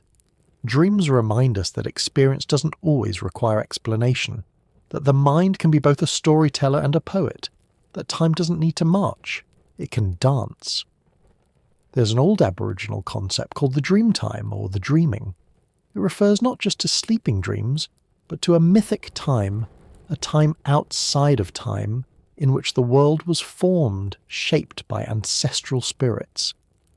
In this cosmology, dreamtime isn't the past. It's an eternal present that interweaves with everyday life. It is memory, myth, identity, all folded into the land and passed through story. And while we may not experience the world in quite the same way, there's something gently resonant in that view, that not all time is linear, that some moments linger beneath the surface, present even when invisible. So tonight, as you drift toward your own dreams, consider what kind of time lives there. Not the time of schedules or watches, but the time that follows its own tide. Let it carry you, not in order, but in feeling. Let it rearrange you gently. Let the moments blur. Let the past visit softly, the future whisper briefly, and the present expand like a breath you didn't know you were holding. Because sometimes, the truest parts of you live not in the order of your days, but in the quiet, timeless spaces where your thoughts dream themselves free. There are some questions that seem to echo through the corridors of science and philosophy without ever quite finding a resting place. And one of the most persistent, the most quietly haunting is this. What is consciousness? What is the experience of being aware, of knowing you are here, now, feeling, thinking, observing the world and yourself observing it? Most scientific models of consciousness focus on complexity, that the brain, through a web of neurons firing in coordinated patterns, generates awareness like an orchestra playing a symphony. The parts alone cannot produce the music, but together, in time, in harmony, something emerges, a melody, a mind, a sense of I am. But some thinkers have proposed that this explanation, while elegant, is not complete, that something about consciousness refuses to be reduced to complexity alone, that awareness itself might be more fundamental, woven into the very fabric of reality. Among the most famous of these ideas is the OR theory, short for orchestrated objective reduction, proposed by Roger Penrose, a mathematical physicist, and Stuart Hameroff, an anesthesiologist. Their theory is ambitious, some would say outlandish, but it touches on something both ancient and futuristic. The idea that consciousness is not just the product of the brain, but something that may emerge from quantum processes hidden deep within the very structure of neurons themselves. Let's slow that down. OR suggests that consciousness arises from quantum computations taking place in microtubules, tiny structural components inside the brain's neurons. These microtubules, usually thought of as scaffolding or transport systems, are proposed by Hameroff to act like miniature quantum processors. In this view, the brain is not just a neural network of electrical signals, it is a quantum system capable of sustaining delicate, entangled states within its subcellular components. And that is where Penrose's contribution comes in.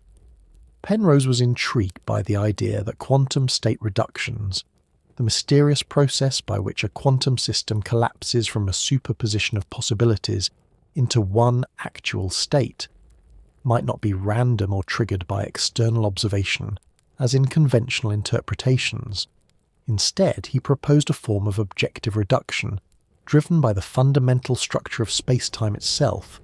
In other words, the collapse of a quantum state might be a real, physical event, caused not by measurement, but by something woven into the geometry of the universe. And when these collapses happen in the orchestrated, patterned way described by Hameroff, in microtubules, across many neurons, they could give rise to moments of conscious awareness. Each of these moments, according to OR, is a kind of quantum beat, a pulse of awareness. And strung together, these beats form the continuous experience of being, of noticing, of choosing, of asking questions like the one we're gently following now: what is time? Of course, this theory is controversial. Many neuroscientists argue that the brain is far too warm, wet, and noisy to sustain coherent quantum states for more than a fraction of a second. Quantum coherence, as seen in systems like superconductors or quantum computers, typically requires extreme isolation. The idea that the brain could perform quantum computations without decoherence, that is, without collapsing prematurely, is seen by many as unlikely. But despite the skepticism, the OR theory lingers because it touches a nerve, not just scientifically but emotionally. It invites the possibility that consciousness is not merely an emergent accident of biology, but a feature of the universe, as real and irreducible as space, mass, or time. And that raises an even deeper question. If consciousness is tied to quantum processes, and if quantum mechanics allows for time to behave strangely, running backward, branching into possibilities, lingering in entanglement, then could consciousness too be untethered from linear time? Could awareness stretch across moments? Could it reach backward or skip forward, or exist in a kind of timeless shimmer, like a candle flame that flickers but never quite moves? Some thinkers have suggested that mystical experiences or moments of deep meditation may offer glimpses of such a state, where the usual sense of before and after dissolves and only presence remains. These experiences, though difficult to study, are often described in language that evokes quantum weirdness, unity, simultaneity, timelessness. Even in dreams or under anesthesia, both states where normal neural activity is disrupted, the mind can experience shifts in time perception that feel otherworldly. You wake and cannot tell how long you've been asleep. Or you enter a dream that seems to last hours, though only minutes have passed. These are not definitive proofs of anything, but they hint at a truth we already know intuitively. Consciousness is not always bound to the same clocks that rule the body. Perhaps time, for consciousness, is not a line but a field, something we navigate not by travelling but by tuning, a frequency we resonate with, a rhythm we sync to, and perhaps the deepest part of us is not in time at all but beside it, beneath it, looking across it the way a lighthouse watches ships pass from cliffside stillness. Whether Hawkshaw turns out to be scientifically accurate or not, it offers a poetic possibility that our awareness, fragile and fleeting though it seems, is part of something vast, that each moment of noticing is not just a chemical byproduct but a quantum event, that every time you think, I am here, something fundamental in the fabric of the universe responds, yes, you are. Tonight, as you rest, let that possibility soften around you. Let the idea linger that your consciousness, however mysterious, may touch something deeper than neurons and signals, that perhaps in the folds of quantum uncertainty, in the still spaces between waking and sleep, something eternal stirs, and that in that stirring, time itself begins to blur. Let's begin with something small, a single particle, a photon, just one packet of light, weightless and bright, like a thought skipping across the surface of reality.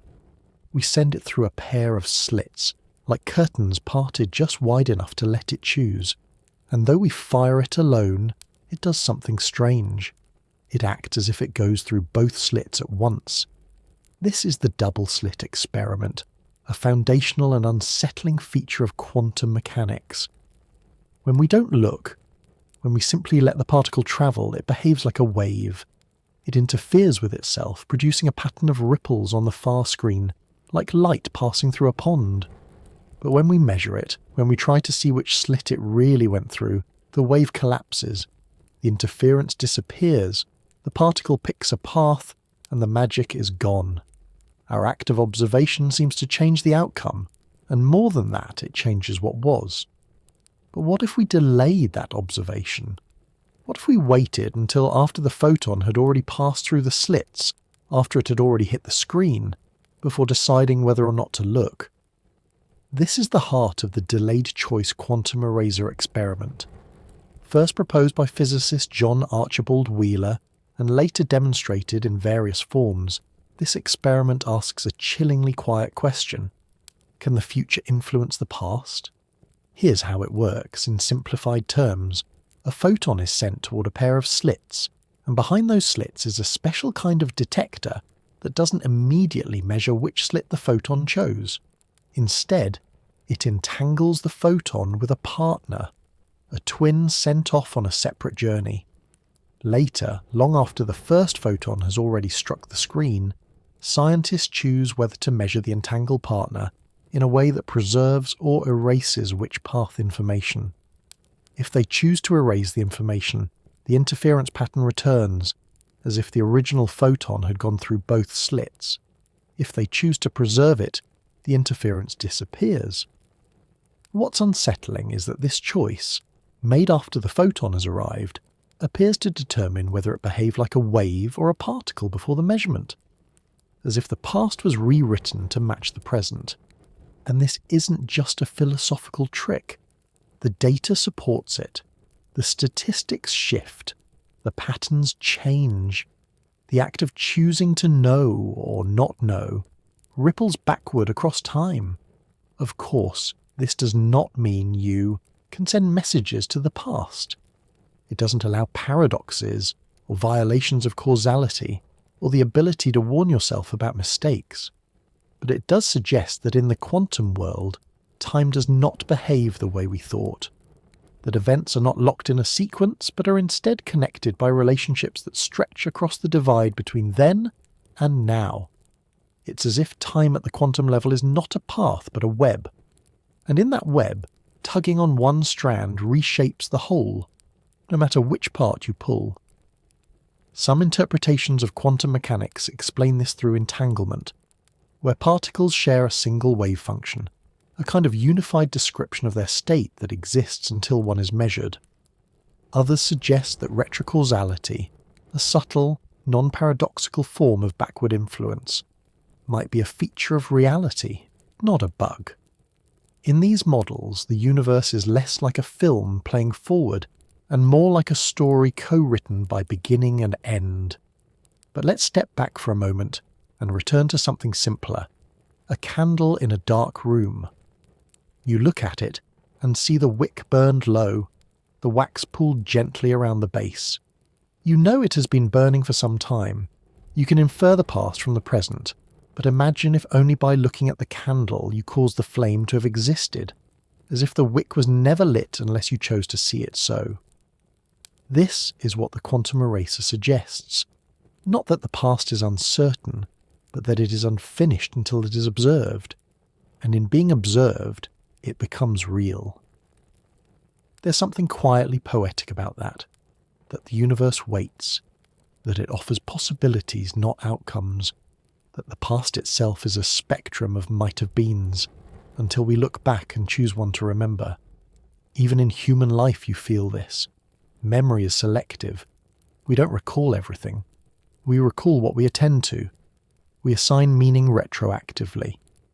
A conversation might seem trivial until, weeks later, something echoes from it, and suddenly it matters. A glance, forgotten in the moment, becomes a turning point in hindsight. And in this way, our present awareness reshapes our past, not by changing what happened, but by changing what we believe happened. Time, then, may not be a river flowing past, but a field you walk through, guided by where you shine your light. The path you take is lit not just by your steps, but by where you choose to look. And perhaps that's the gentlest truth the quantum eraser offers us. Not that the future rewrites the past in dramatic ways, but that time is tender, sensitive to intention, observation and presence. That reality, at its most fundamental, responds to attention, not because it is mystical, but because attention itself is part of the equation. Tonight, as you close your eyes and drift into sleep, know that the story of time is not rigid, that somewhere in the quiet structure of existence, the past, present and future are woven not as fixed landmarks, but as patterns, waiting for your gaze to bring them into form, and that even the smallest moment may hold the power, softly and silently, to ripple both backward and forward across the mystery of now. All through our journey, we've circled this quiet presence, the observer, the one watching particles collapse, the one perceiving time, stitching moments into memory, giving shape to what was and what might be. But who is that really? Who is the observer? And more curiously, who are you across time? We speak of ourselves as a single, continuous being. I woke up, I made coffee, I remembered, I will go to sleep. But when we look closer, when we take time not just as a path but as a mirror, something soft and subtle begins to unravel. The I of this morning, the I of yesterday, the I listening now, are they truly the same? From a neurological standpoint, identity is a collection of processes: memory consolidation, narrative construction, emotional resonance. Your brain holds on to fragments of experience and arranges them into a coherent story. But it's not perfect. Memory is faulty. Feelings shift. Perspective changes. And yet, you persist. Not because there's a single unbroken thread, but because your mind is constantly weaving one. You might think of the self as a kaleidoscope.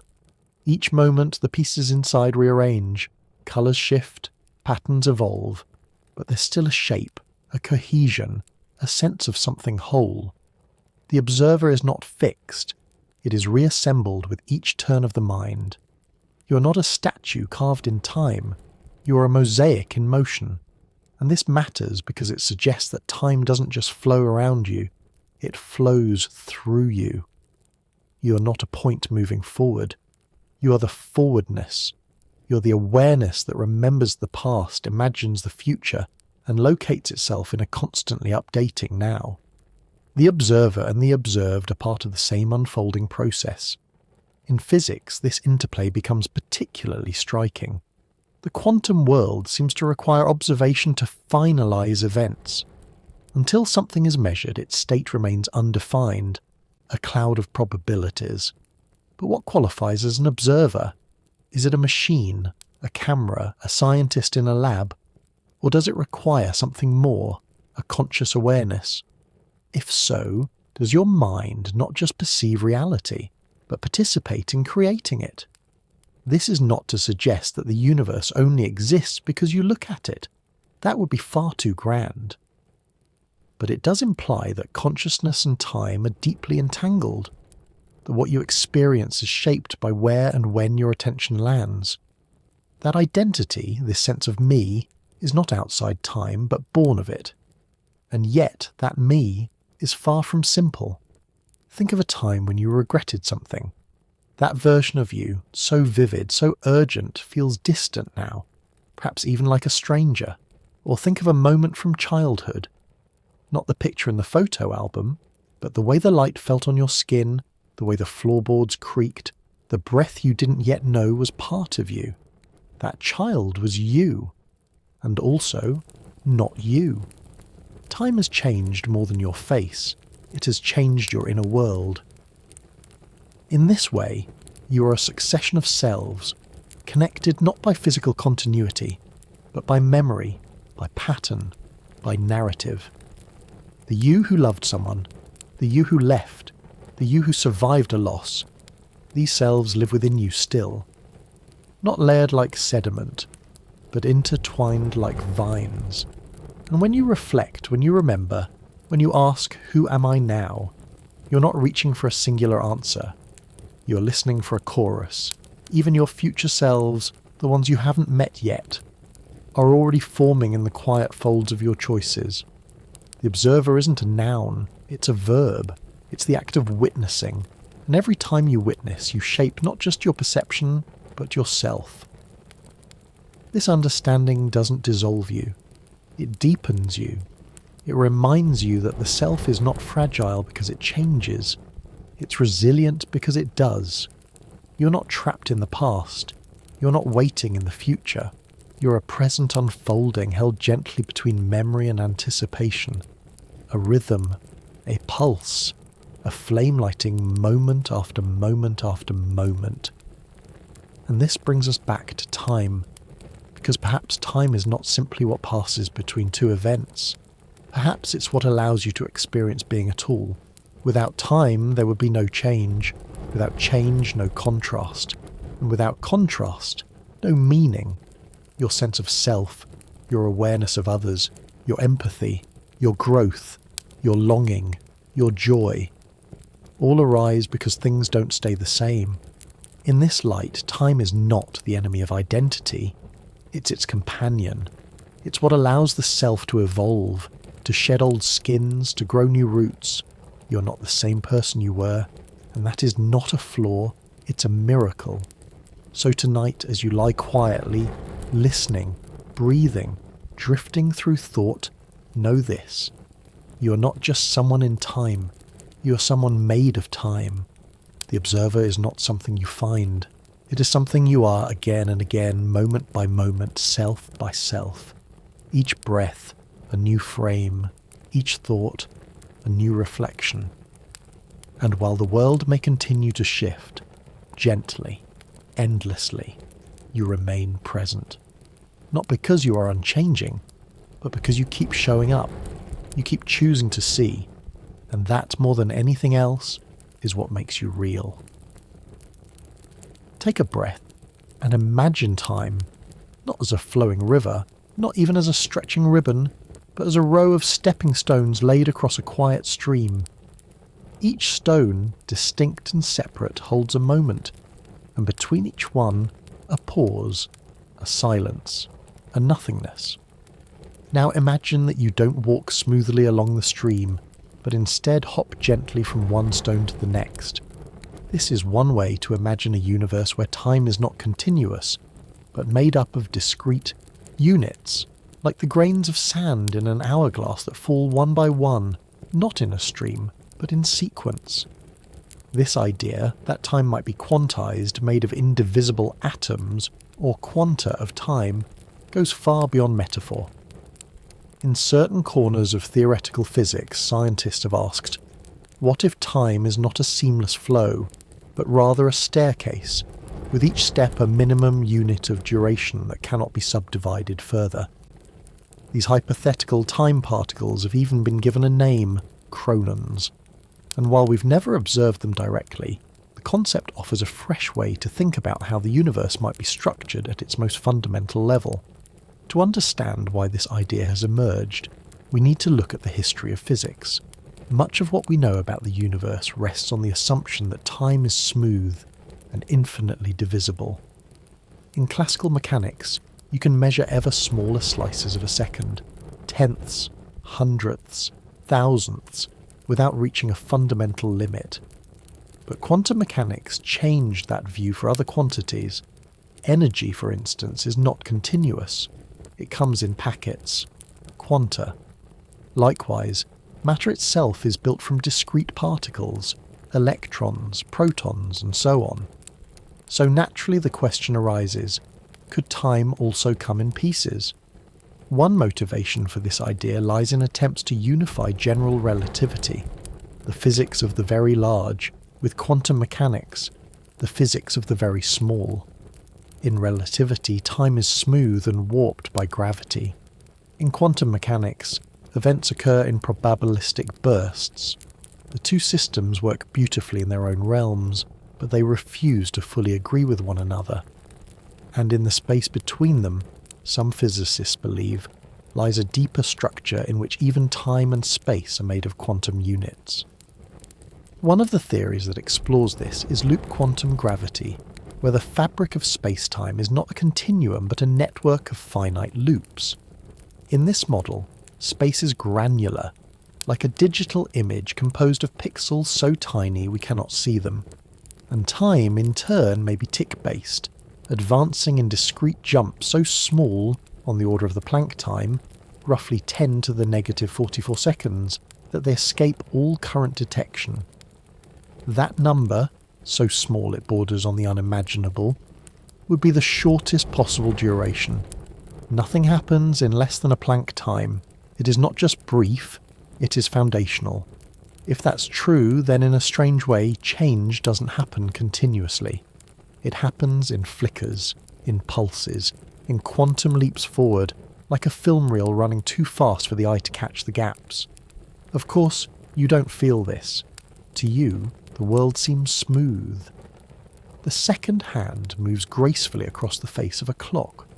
A note drifts through the air, light bends through water, but that smoothness may be an illusion, like watching a movie and forgetting that it is built from still frames flickering rapidly in sequence. Your senses blend the jumps into flow. Your mind fills in the gaps. So what would it mean if time were quantized? Would the universe itself be like a cosmic computer, ticking from one state to the next, calculating reality frame by frame? Would this suggest that time travel could happen not through continuous acceleration, but through hopping, leaping from one chronon to another like skipping stones? These are playful questions, and we are far from answering them. But there's something comforting in imagining time not as a river that sweeps us away, but as a path of stones we quietly walk. You don't slide forward uncontrollably. You move step by step, moment by moment, held in each small pause. In such a universe, Perhaps change only happens when something notices. Between the ticks, nothing shifts, and in that pause, microscopic, absolute, there is stillness, a breath, a silence within the song. And maybe that stillness is where the soul rests. Maybe that's where choice is born. Not in the blur of time, but in the moment between movements, where you hesitate, where you decide. You wouldn't notice it, of course. You don't feel the gaps. But you may feel the rhythm, the beat, the cadence of time that is not a stream, but a pulse. Physicists often remind us that even if time is quantized, we wouldn't notice at human scales. The steps would be too small to detect, like atoms beneath your feet. But that doesn't mean they aren't there. And just knowing that time might be built from discrete sparks, like stars scattered across the void, invites a new kind of awareness. Perhaps you're not rushing through life as fast as it seems. Perhaps you're gently appearing again and again in each moment, each chronon, a little different, a little newer. Perhaps time does not carry you. Perhaps time waits for you. Tonight, as your thoughts slow and your breath softens, imagine yourself stepping gently across those invisible stones, each one supporting you, each one holding a now that is entirely yours. You're not falling forward, you're arriving again and again. And time, with no ticks, still welcomes you to each small flicker of being. Let's begin not with a question, but with a sensation, a soft hum, not loud, not sharp, but deep and constant, like a tone you only notice once everything else falls quiet. Imagine that behind every ticking clock, every heartbeat, every passing second, there is something older still. A rhythm not made of ticks or steps, but of waves, subtle, layered, overlapping waves, vibrating through the very fabric of reality. Some physicists have begun to wonder, what if time itself is not made of steps or flows, but of frequencies? What if time is not something we move through, but something that resonates? Not a river that carries us, but a field that vibrates, and we, our minds, our molecules, our memories, are simply riding the harmonics. This idea doesn't come out of nowhere. In quantum physics, fields are fundamental. The universe, as far as we can tell, is not built from tiny particles flying through empty space, but from energetic fields stretching across all of existence. Particles are not little dots. They're excitations in those fields. Ripples, disturbances, vibrations. An electron is a ripple in the electron field. A photon is a ripple in the electromagnetic field. Everything is vibration, humming in quiet concert.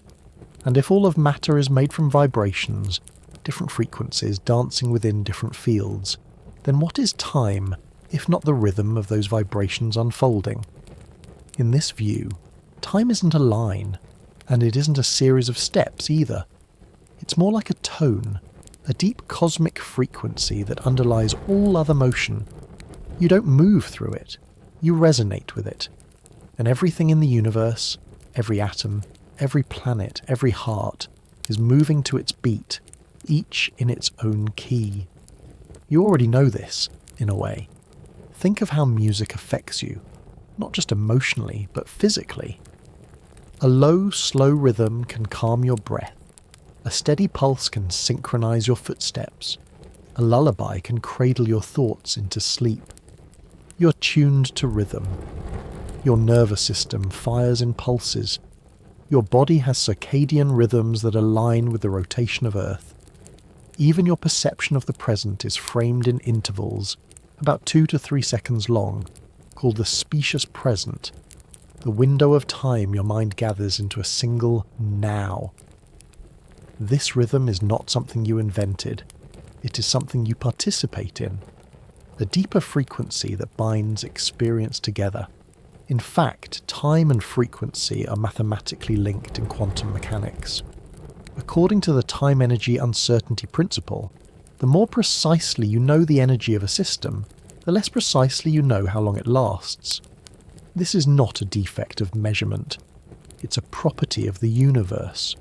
Time and energy are like the strings of a violin, tighter one way, looser the other. You can't hold both ends in perfect grip.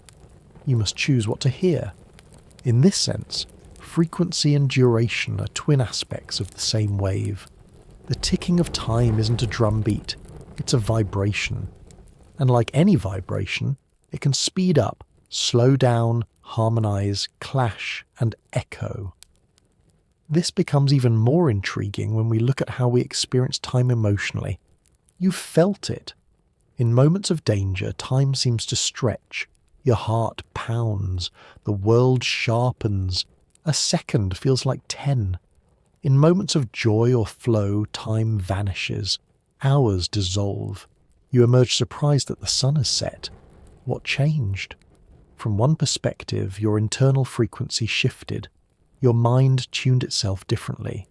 When you're anxious, everything accelerates. Your awareness heightens, your attention sharpens, your experience fragments.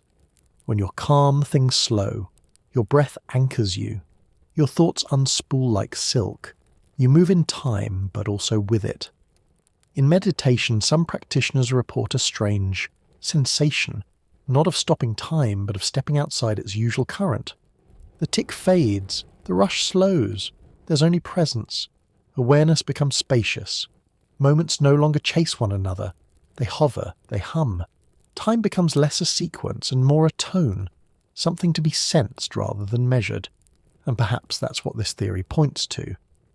That time is not a grid we are pinned to, but a resonance we live within. You don't need to know the math to feel this. You feel it in the stillness before a storm, in the hush before someone speaks, in the long breath before a difficult decision. You feel it in the way some silences are heavy and others are wide. Time, like music, isn't just made of notes, but of the spaces between. If time is a frequency, then perhaps we can learn to tune ourselves to it. Not to control it, but to hear it better. To slow down our minds when the world is rushing. To notice the rhythm beneath the noise. To listen, not for answers, but for the quiet hum that reminds us we're always part of something unfolding. Tonight, as your body settles into stillness and the world around you grows soft, let yourself drift with this idea. That time may not be ticking, it may be singing. That beneath the silence there is a low, patient tone carrying you forward, not pushing, not pulling, but resonating gently through every cell of your body, every thought in your mind, and that you, in your own quiet way, are part of that song. Imagine walking through a forest just after dawn. The air is soft with mist, the trees quietly watching, and the sunlight drips through the branches like memory. Now picture this scene. Every leaf, every sound, every breath you take, somehow already written, not in the forest, but on the edge of the horizon. As if everything you see is not the full shape of reality, but its projection, a shadow, a reflection, a gentle illusion woven from deeper information you cannot quite touch. This is the heart of a quietly astonishing idea in theoretical physics known as the holographic principle. It suggests that the three-dimensional world you live in, the one filled with trees and air and morning light, might actually be a kind of hologram, a projection from a surface of lower dimensions. And if this is true, then time, too, may not be what it seems. The holographic principle was born in the late 20th century from the study of black holes. Physicists noticed something strange. The amount of information you could store in a black hole didn't scale with its volume, but with its surface area. This was deeply unexpected. If you double the size of a room, you expect to double the space inside, not just the area of its walls, but in the case of black holes, and perhaps the entire universe, everything we experience inside might actually be encoded on the outer edge. It's as if you walked into a room and discovered that every object, every memory, every ticking moment was not stored inside, but described on the wallpaper. From this insight emerged a bold theory. Maybe reality itself is holographic. Maybe space and time as we know them emerge from something more fundamental, something flatter, quieter, and made entirely of information. In this view, time does not flow like a river.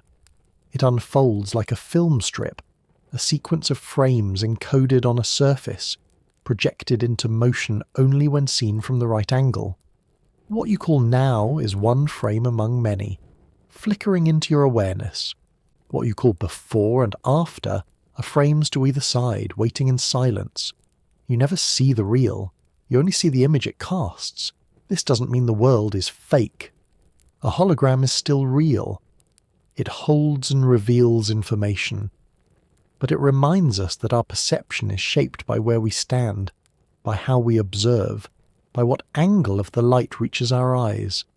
The world we experience is not less meaningful.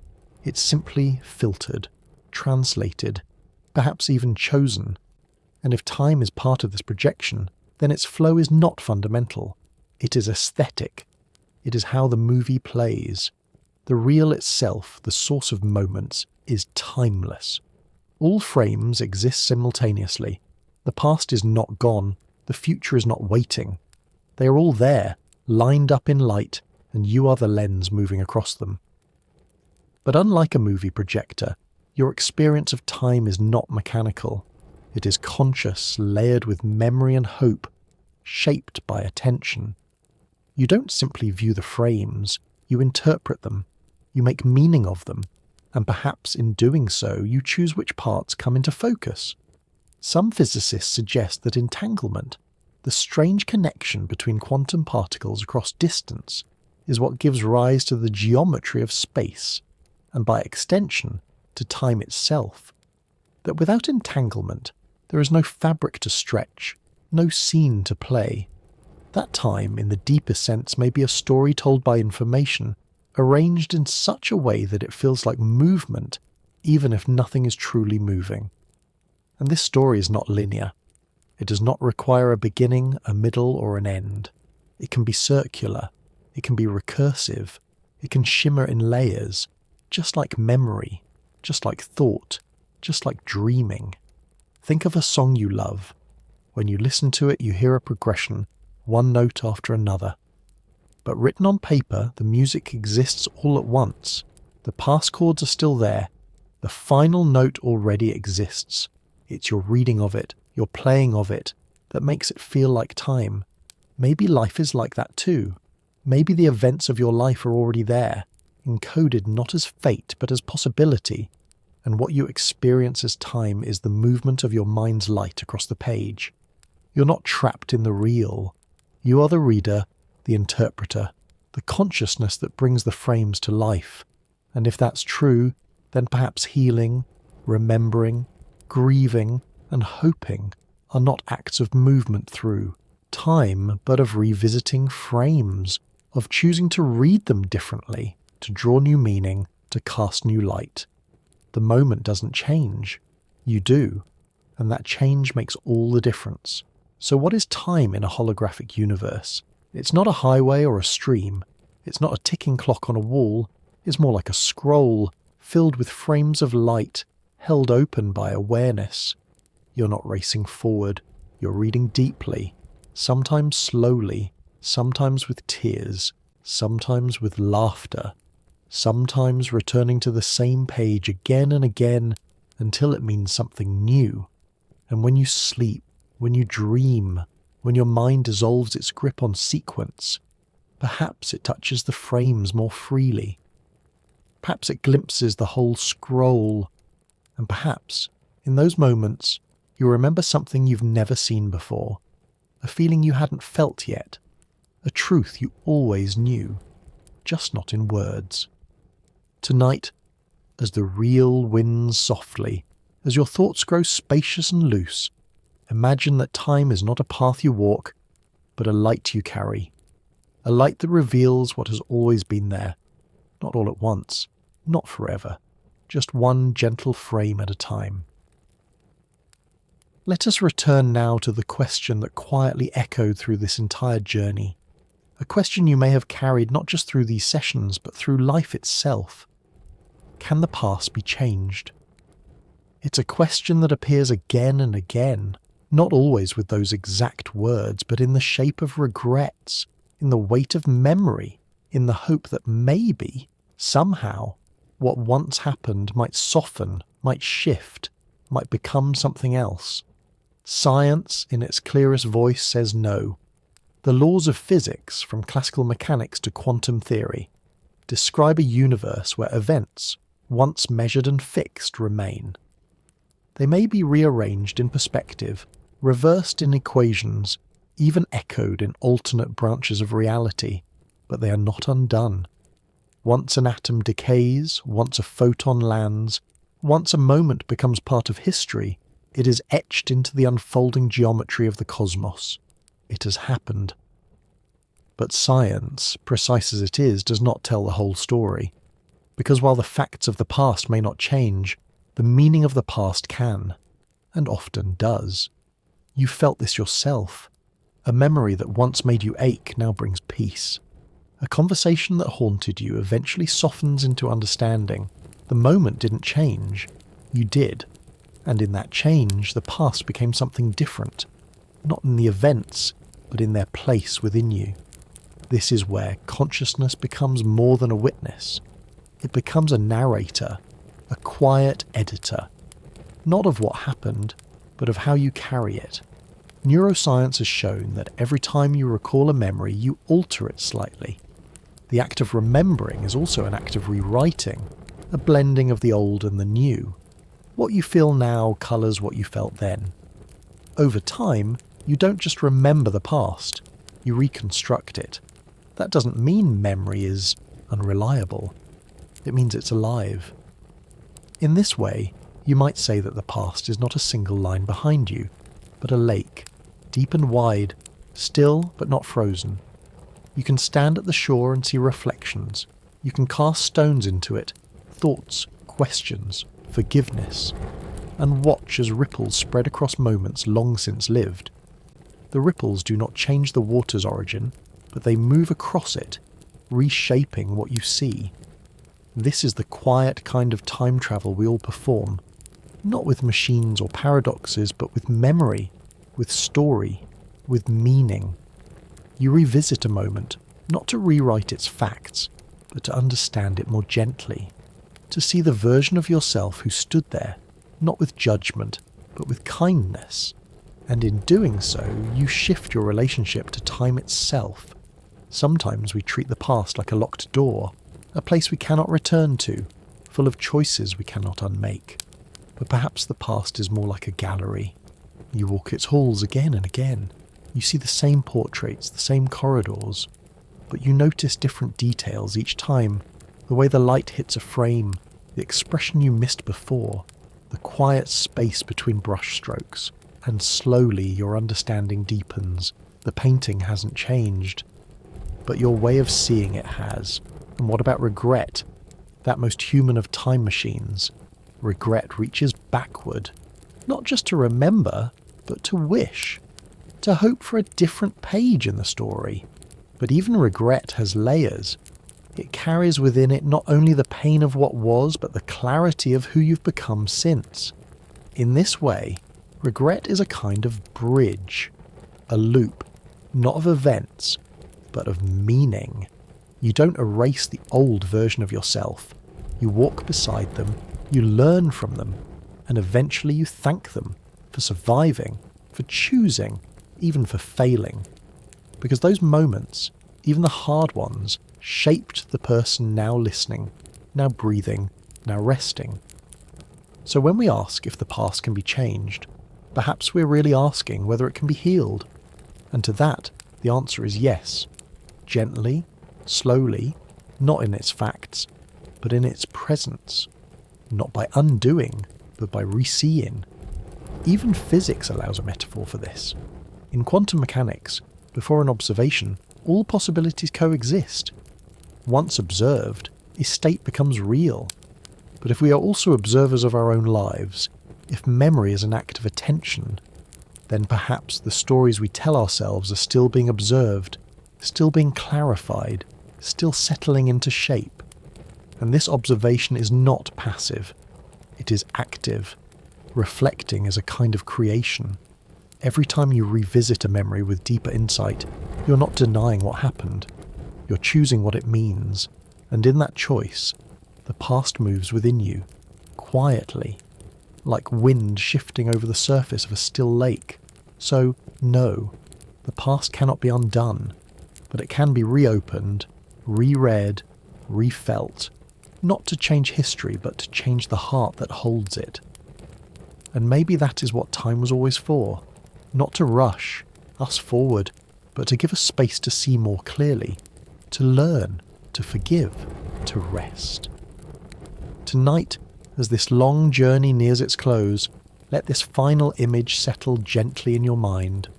Time not as a road you race across, but as a lake, wide, reflective, timeless in its depth.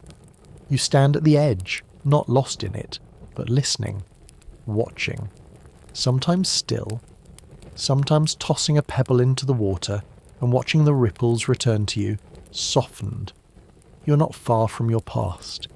You're standing just above it, seeing it with new eyes, and in that simple act of seeing, something begins to change. Not time, but you. Hello again, and quietly now, as we reach the end of our journey. We've wandered across equations, galaxies, and dreams. We've watched time stretch near black holes, reverse in the quantum fog, loop in strange paradoxes, and shimmer in the space between thoughts. We've held it in our hands like sand, felt it slip, and learned that perhaps that's what it was always meant to do. And now, here you are, still with me, in this one small moment, this one breath in the long rhythm of time. You followed threads across the curvature of space-time, across the grainy hum of chronons, across the flickering holograms that may hold all of space and memory. But even more than that, you've listened, you've lingered, you've brought your awareness gently to this strange thing we all live inside but never quite understand. Time. We've asked whether it can bend, whether it can branch, whether it can be broken into pieces or rewound like a film. We've wondered if consciousness floats above it or sinks into it, if the past can change, if the present is real, if the future already knows we're coming. But here, in this soft stillness, we don't need answers. Not anymore. Because time, in the end, is not something we have to solve. It's something we feel.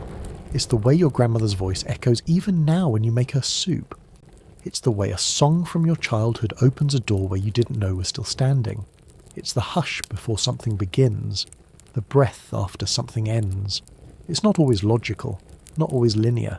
Sometimes it circles, sometimes it stutters, sometimes it carries you forward so fast you forget to notice, and sometimes, just sometimes, like now, it lets you be still, and maybe that's enough. Maybe the past doesn't need to change, maybe it doesn't need to be rewritten or escaped, maybe it only needs to be held differently. Like a photograph you stop trying to fix and start trying to understand. Like a story whose ending doesn't change, but whose meaning deepens each time you return to it. Maybe healing is not about going back. It's about standing where you are, with all that you've carried, and choosing softly how you will carry it next. Tonight as you lie there, maybe with your eyes open just slightly, maybe already half asleep, I want to thank you for being here, for listening, for walking this strange, beautiful path through the folds of time with me. There are so many places your thoughts could have wandered, but they wandered here, and that is no small thing. Because even though I can't see you and you can't see me, we've shared something, a stretch of moments, a kind of stillness, a long and quiet wandering. That connection, like entangled particles drifting across space, matters more than you might think. If time is a field, then perhaps attention is how we touch across it. And if the universe is written in frames, maybe this one, this soft, quiet frame we share now, is enough to make the whole reel feel more human. So whether you're lying in the dark or watching the sunrise out a quiet window, or letting the day slowly settle in your body, know that time, slippery and strange as it may be, has brought you here. To this one pause, this one breath, this one moment that does not need to be rushed or fixed or understood, only noticed, only felt, and if, as you drift into rest, your mind begins to wander again, to equations, to memories, to regrets, to stars, you can let it. There's no need to hold it still. Time moves. So do thoughts. So do we. But within it all, there is always a place like this. A quiet moment where you're simply here. Not racing, not falling behind, just arriving. And if ever the world grows loud again, if time feels too fast or too cruel, if the past knocks hard or the future looms uncertain, you can return to this stillness. Not because it solves anything, but because it reminds you that you are more than a traveller in time. You are its witness, its storyteller, its rhythm, and sometimes its resting place. You can close your eyes now, if you haven't already. Let the light fade gently behind your thoughts. Let your breath slow. Let your mind soften. And know that while time may slip through fingers, this quiet moment doesn't need to. It can stay, just for now, like mist over a still lake, like a memory that lingers without asking to be changed. Wherever you are, whenever you are, thank you, and good night.